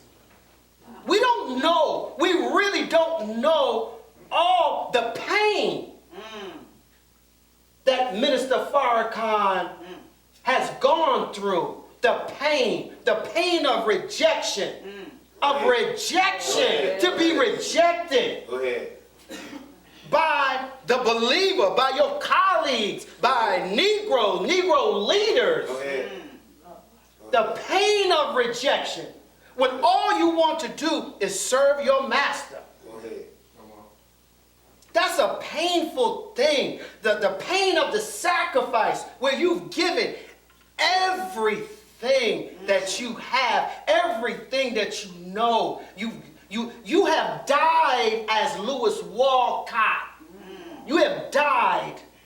You've given up your life, and you continue to give and sacrifice your life every day for this work and for this labor. For the believers to still be acting up, bugging out, black people bugging out, but the patience and the love and the heart of Farrakhan, it's a God heart. It's a God heart, believers, and we don't know it. We don't know what we're looking at, what we have in front of us until he's gone. But before he goes, it's my moment to tell you what you're looking at. Go ahead. He's not ordinary, he's not regular. And he's not for worship either, believer. Right. I'm not saying it for us to worship him. Right. But you gotta look and you got to study him and his way. Like Brother Carlos said, we got to become students of the minister, and then we got to do it. We have to do it. We got to get to work doing it. But the minister is that pain, it's the sacrifice, all what Elijah, the most honorable Elijah Muhammad, in trying the minister. And he's perfecting the minister. He's making the minister into a God. And he was doing it from early on. And it's the pain and it's the sacrifice that has forged the minister into this God. It's the pain. It's the pain. It's the pain. It's the sacrifice. If we get a flat tire, we changing our mind. We ain't coming to the mosque. Oh, yeah. Just came to an end. The world has come to an end. If they repo the car, if they turn off the lights, we're doubting our belief. Yes, sir. We don't have an idea of the pain of Farrakhan. Oh, what about the physical pain of it? Not the spiritual and the hurt of rejection, but the physical pain. The minister's missing vital organs on the inside, wearing bags. Come on now. Bags for body function. A bag. But you would never know it. You would never know it. And he conducts himself like you wouldn't even know it. Yes. The pain, the hurt, the physical pain the minister suffers sometimes, but he continues to go. You wouldn't even know he's in pain. Come on. But when he said he begins to teach and he mounts that rostrum, he says like the Spirit of God just energizes him. And I've been there when he's finished a lecture and he absolutely collapsed into the brother's arms. That's right. Absolutely collapsed as soon as he finished. Wow. Don't talk about the sciatic nerve, and he barely could walk, and he'll stand up and teach for 3 hours. Yeah. Come on. Yeah. And never complain. Never complain. Wow. Oh, the minister is a superhero. Yes. Superhero. Super, super, super believer. More powerful than the black Yeah, person. yeah, he is something exceptional Yeah. that we're looking Yes. and watching. Now, it's gonna hit us later when he takes leave.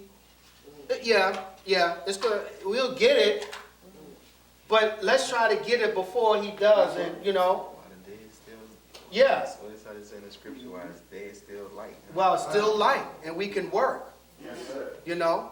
Yeah, absolutely. Any other Mr. questions? Captain. If we'll take, if after Sister Lenore, is there any other question? Because we're getting close to, and then Brother Carlos, and then we'll close it out. Yes, sir. I want to bring you all the way back to the beginning. Yes, ma'am. Because I know this with that Aaron. And With Aaron? you said Aaron and Aaron. Yes. So I couldn't shake it. Yes, ma'am. So at the end I said, okay, I need to know, Yes, ma'am. does that Aaron have any correlation or relation to the one that is styled as Aaron down in St. Louis Farrakhan? Well, oh, that's a good question. You kept saying Aaron, Yeah. Aaron. Well, it's a good question. I don't, that Aaron that I was talking about, he's no longer with us. He's deceased. And I didn't get to that part because that part is, that's like another hour. But it's such a significant part. Because that brother, like my trainer in Islam, right? But we weren't living the life of a Muslim. And this thing is nothing to play with. This little nation of Islam and our God, Master Farad Muhammad, ain't nothing to play with. That's right. Come on. And if you're going to be serious about it, you better be serious. That's right. Because if you ain't serious, you could die. And brother died. And I was given a pass. You know, I got put out. And Allah just blessed me to come back. To come back. But brother killed himself. Wow. Right. So this thing ain't nothing to play with, Nothing at all. you know? So, a brother died like so I could live. A whole lot of us can live. That's right. That's right. Because he, no question, you know. So, So I think this is where this kind of fits now with the question I was going to ask you, because it enlightened us all up. yes, sir. Yes. Yes, Thank you, sir. brother. You know, of course, we admire, and personally, you know, the minister is the sharpest man I know. You know, and there's a lot of sharp brothers that dress in the entertainment world, but one thing about the minister's persona is that he brings himself to what he wears, and that, therefore he could be in a sweatsuit, and he make that sweatsuit look good, because it's him. True. But of course, we always talk about dress, and I've always, your style of dress, even back to the days of Itaclia when we was working for them. Most don't know what that is, but, what advice could you give to some of the brothers, as many of us, like I came as a teenager, so I actually learned how to wear dress clothes in the Nation of Islam. But what advice could you offer to the brothers as that are either coming in or may struggle sometimes with just, the basics and understanding of dress? And I was always taught that less is more, Yes, so yes. share some of your experience with that. Okay. you know, tips and dressing. Y'all didn't mind that question, did y'all? No, not at all. We're like in amazement. You know, the minister has been around, and the minister has seen it all. He's seen it all. And so he's a very sophisticated, dresser, and he has wonderful taste, But it's the man, and that's why he looked so good, in his clothes, because it's what he brings to it. I would suggest to the brothers that we keep it simple, because if we do too much, we do too much. And we are military. We are military. So, we have to stay with the black, the blue, the brown, the gray suits. Like every brother must have a black and a navy blue suit. And you really should have a couple of them. Because we're a dark suit and a white shirt, and a bow tie is our brand. Of course, we wear straight tie, but the bow tie is our brand. Whenever I ask my wife her opinion about something, like sometimes they put a straight tie there and a bow tie. Now, my wife don't dress me, but I will ask her opinion, certain colors and what have you. Yeah. So she always defer to the bow tie. Like, no, you gotta wear a bow tie. So the bow tie, that's our brand. That's what we represent. So, but of course we wear straight tie. White shirt is always the best. Super crisp white shirt is the best palette to put the paint on. You can't beat a crispy white shirt. Nice tie, dark suit. That should be our way. Your sock should be not like what I'm doing. I'm not the example. But your sock should be the same color as your shoe or your slack, And so we have to bring it in as a brotherhood. But there's basics that we have to learn. But once we get the basics and the foundation, then we could stretch out. Because, the brothers, we don't really know what to wear and how to wear it. We have to kind of be helped a little. But just the quality of the suit, we have to improve upon that. And it's not about how expensive it is. Because once you know quality, because everything goes on sale. Everything goes on sale. But if you don't know what you're looking at when it's on sale, at the outlet store, at the sample sale, if you don't know what you're looking at and what it should feel like, then you miss out on a good suit. So we have to be taught and trained what a teach and train, taught and trained what a good suit and a decent white shirt and how it should fit the neck. But let's stay black and brown and gray suits. Yeah, the power colors. Because again, we are military, and we sometimes go too far in our suits and the length of the coats and the colors. Oh my goodness, the colors. The colors that Savior's there. Oh my God. It's just too much. It's too much. So we have to bring it. We have to bring it in. Now the minister, he's the minister. He can wear this. He's our star. He's out front.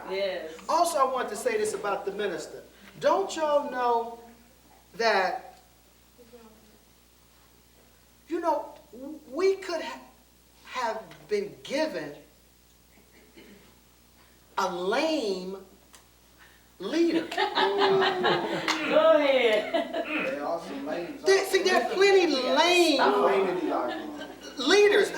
Not that's claim Elijah out in the world. Yes, Pastor. You can have some busted looking, Yeah. cockeyed Oh, leaders.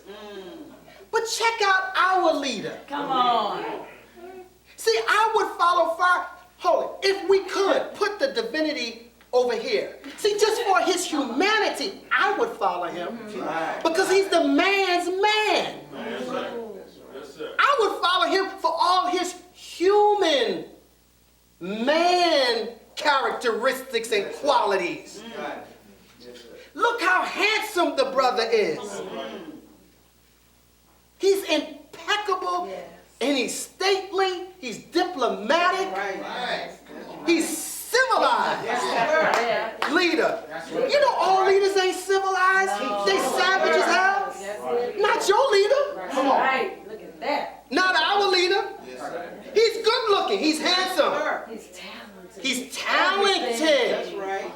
The best of everything. The best of everything. That's right. Our leader. Yo, he didn't have to be like that. Oh, would we love him less if he weren't? No, sir. No. But it's But Farrakhan came to us up like perfect. We got almost a perfect leader. Hey, what's our problem?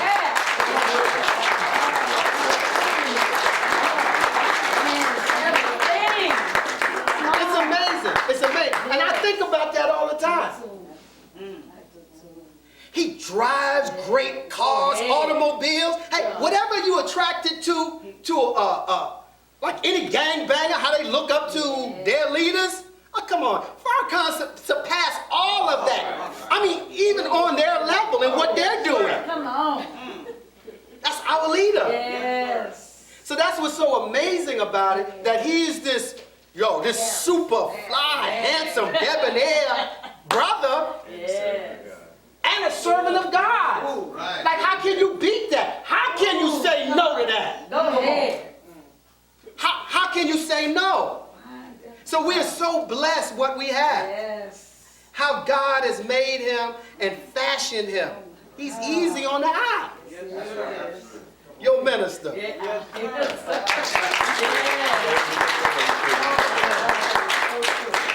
I'm not finished. Something else about the music. See, I'm working with the music on the minister on his music and helping him, and we're about to put his project out perhaps this Savior's Day. We're praying this Savior's Day. It's an incredible body of work. Some of everybody is on it, from Stevie Wonder to Shaka Khan to Rick Ross to Common to Snoop to not Carlos Santana, to the Damian and Stephen Marley, to Denise Williams, Stephanie Mills, right? And I had to interview a lot of these people, and I'm talking about world-class musicians. The minister didn't spare any expense on the making of his record, right? So we're going to come out with a box set, and in the box set, you're going to have 7 discs of music, like 43, 44 songs. It's going to be a book in it about the minister and his music and his life and music. And it's going to be a DVD in it, documentary on like the making of the record. It took like maybe 13, 14 years for us to make this record. Wow. I had to interview some of these great artists and world-class musicians. And as a question I asked each one of them was about the musicianship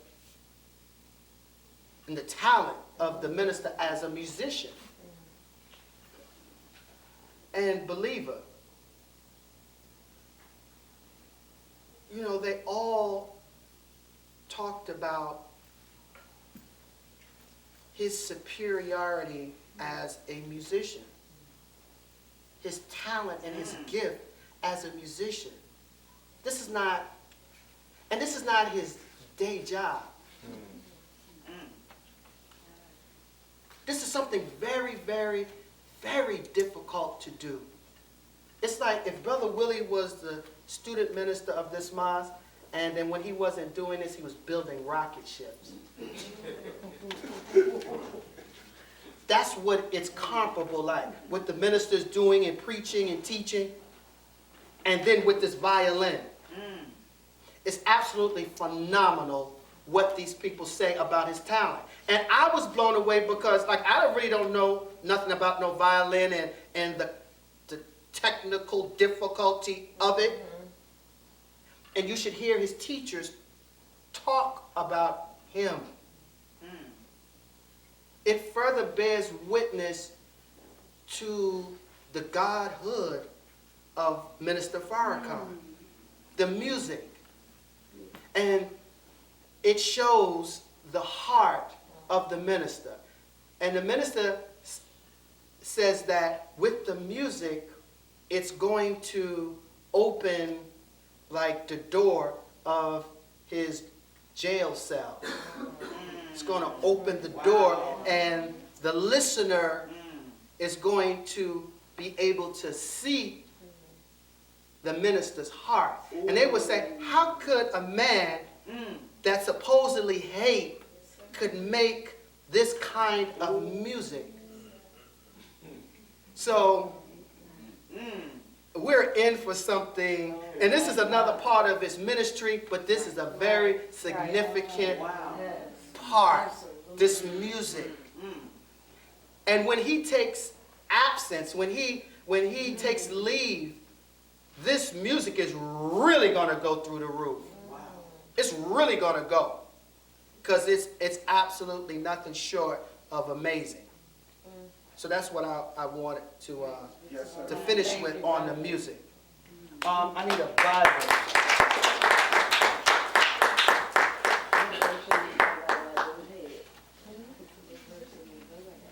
Oh man, I don't want to. There was something about Charlemagne that I wanted to talk about. That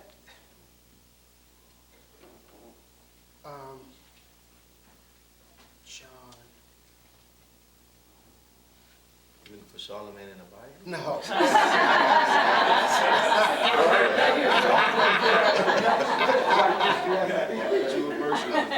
Could you find me John 15? While John 15. yeah, I believe it was John 15. I believe. I pray. So I want to say this real quick about the Breakfast Club. Charlemagne the God, right? Well, the minister said that the Breakfast Club was this spark that, and the shot that was heard around the world, and it was the impetus and for the success of 10-10-15. And I want to tell you briefly as I can, about how it came about, this interview with the Breakfast Club. Charlemagne the God is also from Moncks Corner, South Carolina, where I'm from, right? And when the minister came to South Carolina back early 2000, Charlemagne reached out to me and wanting an interview with the minister. By the grace of God, we were able to make it happen, and they had this wonderful interview. Fast forward, now Charlemagne first went to the Wendy Williams show, and for a couple years, and then he went to Power 105, where it's the Breakfast Club. So now he is, rising in success. When he started, it started at the Wendy Williams show, but when he get to the Breakfast Club quickly became the #1 hip-hop morning show in the country. I was getting word from different people in the nation and outside of the nation that Charlemagne was asking them to connect him and the Breakfast Club with Minister Farrakhan. And I got it from a couple different people, because when he would speak to them, they would call me. I'm like, why is Charlemagne reaching out all around and not calling me? So, this is 2014. I'm at the Kanye West fashion show. And I'm there with my son and my nephew. And there are bleachers in this small venue. And I'm up on the bleachers, and my son and nephew are on the floor right below me. And Charlemagne walks up, and I think my son or my nephew gets my attention and says, look, Dad, there's Charlemagne. And I said, tap him. Now, because I'm kind of salty with brother, right? So I said, tap him. And so they tap him, and they point up to the bleachers at me. So I'm like this. So he looks up, and he's like, oh, Brother Don. He's like, what's up? And I'm like, and that was it. So I'm sure he's looking like, what's that about? But he goes on. Okay. I'm back in South Carolina. The brother captain in Charleston calls me, Brother Don, can we meet me in Charleston today? You know, I want to talk with you about something. Sure, Cap, I'll be there. I meet the brother captain. We're talking, and once we finished whatever we was meeting for, he said, do you want to, I got to go to Monk's Corner. We're in North Charleston. He says, I've got to go to Monk's Corner and deliver the Final Call newspaper to Brother McKelvey. That's Charlemagne the God's father. Do you want to come with me to deliver the paper? I said, sure, I'll go with you. I'll go with you. So we go down to Monk's Corner to Brother McKelvey, Charlemagne the God's father. He sees me. Wow, Brother Don, like, wow. You know, what's going on? And I grew up with the father. The father is more my age than Charlemagne. So I was like, Brother Don, like, hey, what's going on? Have you talked to Charlemagne lately? Like, no, sir, I haven't. As a matter of fact, you know, I got a problem. He's like, really? Like, what's up? So I said, you know, Charlemagne is up in New York, and he's doing well, and we have not heard from him since he really started doing well. And I said, he's been reaching out to other people, wanting to get to the minister, and I've been getting the calls. I don't understand. When brother has my number, I'm the one that connected him with the minister the first time. I don't know why he won't call me.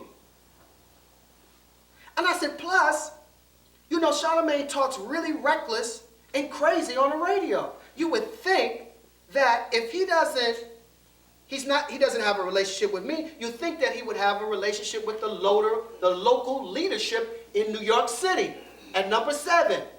I says, but because he's rising in prominence, he may not want to have something, you know, out front because it may affect his career, but you would think somewhere offline he'll be connecting with the brothers because he talks so reckless on the radio and he ain't got nobody with him, nobody to watch his back.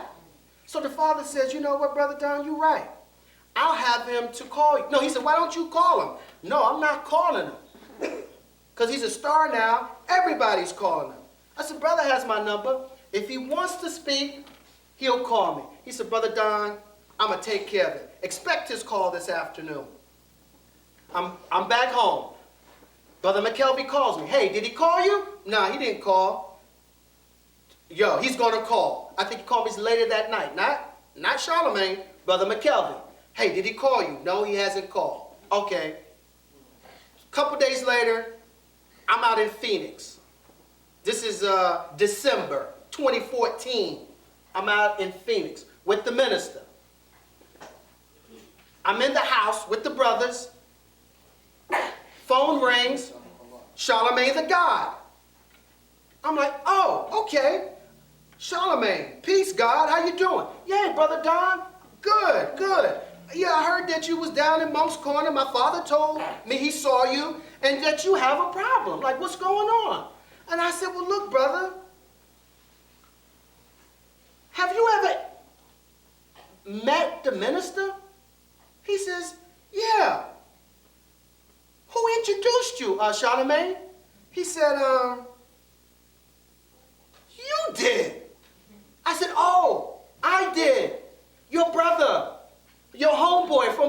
Corner introduce you to the minister? He said, yeah. I said, okay. I said, well, Charlemagne, have you ever interviewed the minister? He said, yeah, I interviewed him. I said, who coordinated that for you, brother? He started laughing. He said, you did. I said, oh, your homeboy from Monk's Corner coordinated the interview with you and the minister. He said, yeah. I said, well, brother, if you want the minister to come to the show, why you ain't call me? And he started laughing. He said, well, look, brother, what I got to do to get the minister on the show? I said, just ask. Put it in a formal letter. Right. Send me an email. He said, okay, I'm going to do that. Right? He said, I'm going to do that right now. We hang up. Maybe about a half hour later, I get an email from him requesting the minister to come on the Breakfast Club. And in our conversation, I asked him, like, are you willing to come to the minister? You know, because the Breakfast Club is in New York. He said, look, brother, whatever the minister say, whatever we got to do, that's what we're going to do. I said, okay. I had an appointment that morning with the minister in the big house. So I'm now in the house meeting with the minister, and I'm sure it was about the music and what have you. But I began with, I said, brother minister, years ago you interviewed this brother named Charlemagne the God in Columbia, South Carolina. He says, yeah, I think I remember that. I said, well, now, brother minister, he's on the #1 rated show called The Breakfast Club. It's out of New York City. And The Breakfast Club wants the minister on the show. They're willing to come to you and conduct the interview wherever you wish, brother minister. The minister sits back in his chair. This is December, January of 15. This is the year of 10-10-15. He sits back in his chair and he's quiet. He asked me 1 or 2 questions about Charlemagne, and I answer them. He's quiet. He's looking at me. I'm looking at him. I'm not saying anything. This quiet for maybe 3 or 4 minutes, which seemed like 15 minutes. He's not saying nothing. And he's like, he's closing his eyes.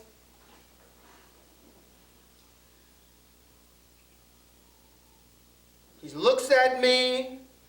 I'm not saying anything. He changes the subject. He talks about something else, the music. He asked me another question about Charlemagne. I answer it, he's quiet.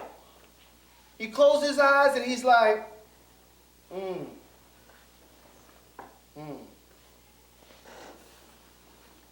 I'm watching him. When he speaks, he says, brother, you let Charlemagne know that the minister will do the Breakfast Club, but not only will I do it, but I will come to New York City and do it. Right? So the interview happens. We don't go in the studio, we do it in the hotel. I'm saying this to say, the process of the minister to share with the believer, the process of the minister, and what it was to me that he was communing with the God. He's quiet, he was mulling it over. He wasn't saying anything, he's just looking, he's weighing it, and he makes a decision. Now the result of the decision, he says, it was the Breakfast Club that was the success of 10-10-15. Wow. The Breakfast Club. Which took me, when he said that after 10-10-15, it took me back to the process. To the minister and his process with the God. Wow. That's the first point. Second point, believer, is that, see, nearness to the minister or proximity to the minister closeness to him don't mean that you're really close to him. Because you're close to him, your proximity to him does not translate into nearness to him. You're not near him or close to him because of the physical distance. Right. You're not. The closest I felt to the minister, and I've been rather close to the minister, was when I'm out in the field working and soldiering, knocking on the door. And I remember this, I'm knocking on the door. I was in Columbia, South Carolina on a call out, knocking on the door, offering somebody the paper and inviting them out to something that they were doing in Columbia. And in that moment, I felt like I was sitting in the minister's lap at that moment.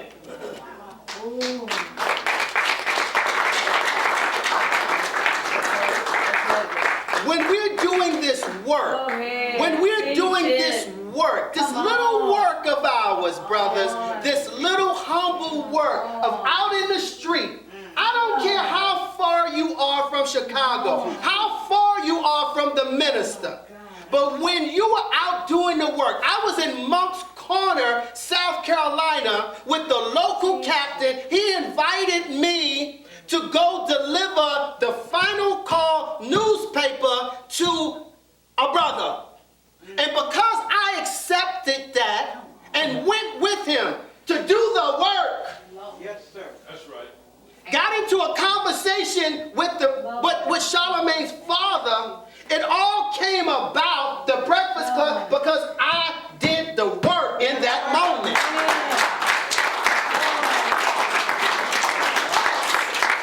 So, believer, brothers, when you are attached to this thing of ours, this nation of Islam, and you're getting the dead and you out there with the people, you are connected to the God of the universe. You're connected. Don't think that you are little and insignificant because you in New Orleans, because you in Monk's Corner, Yes, sir. South Carolina. You are as close and connected to the minister when you are doing the work as I am when I'm taking off his shoe.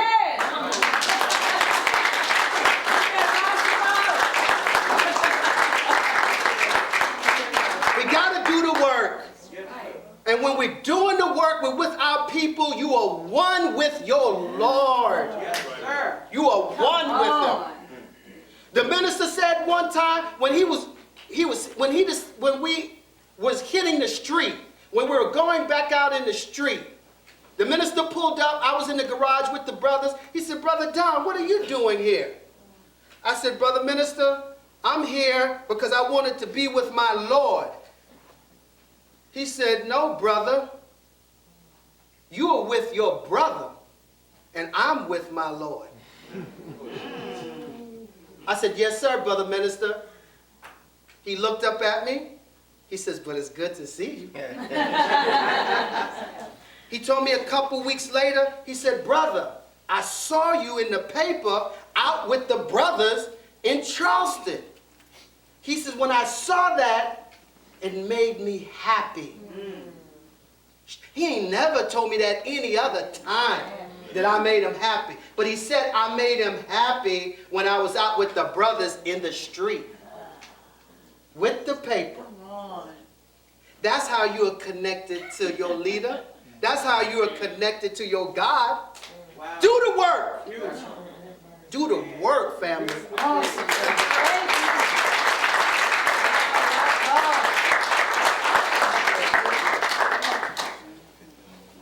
Good God, I can't read that. Hey, I open and I'm closing with this, family. Wake up, Sister Helen.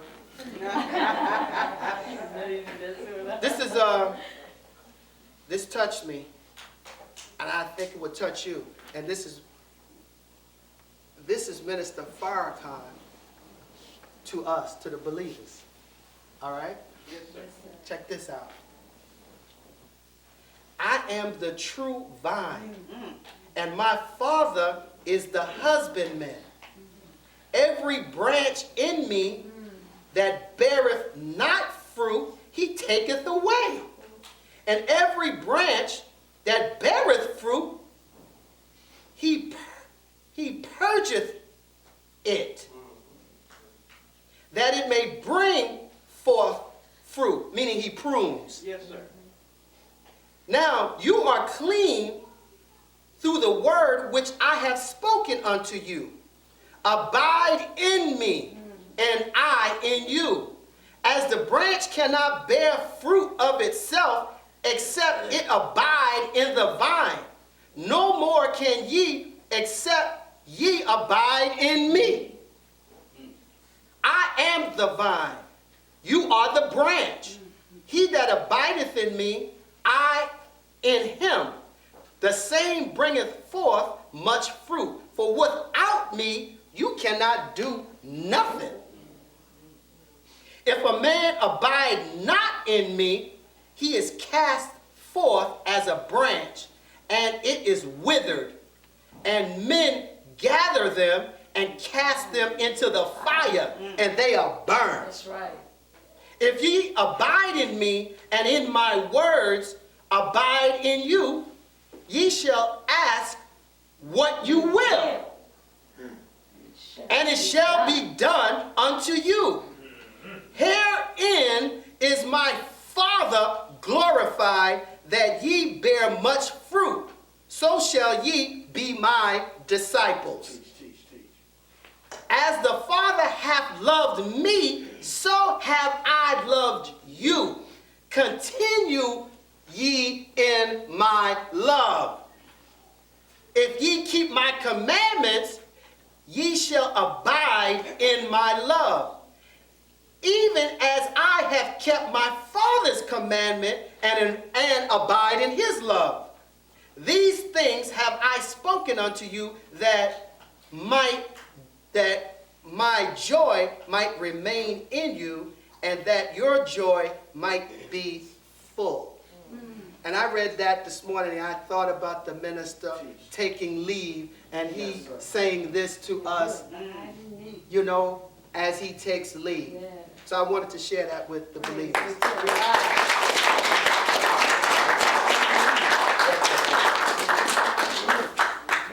Yeah. So that concludes this ceremony. Let's give our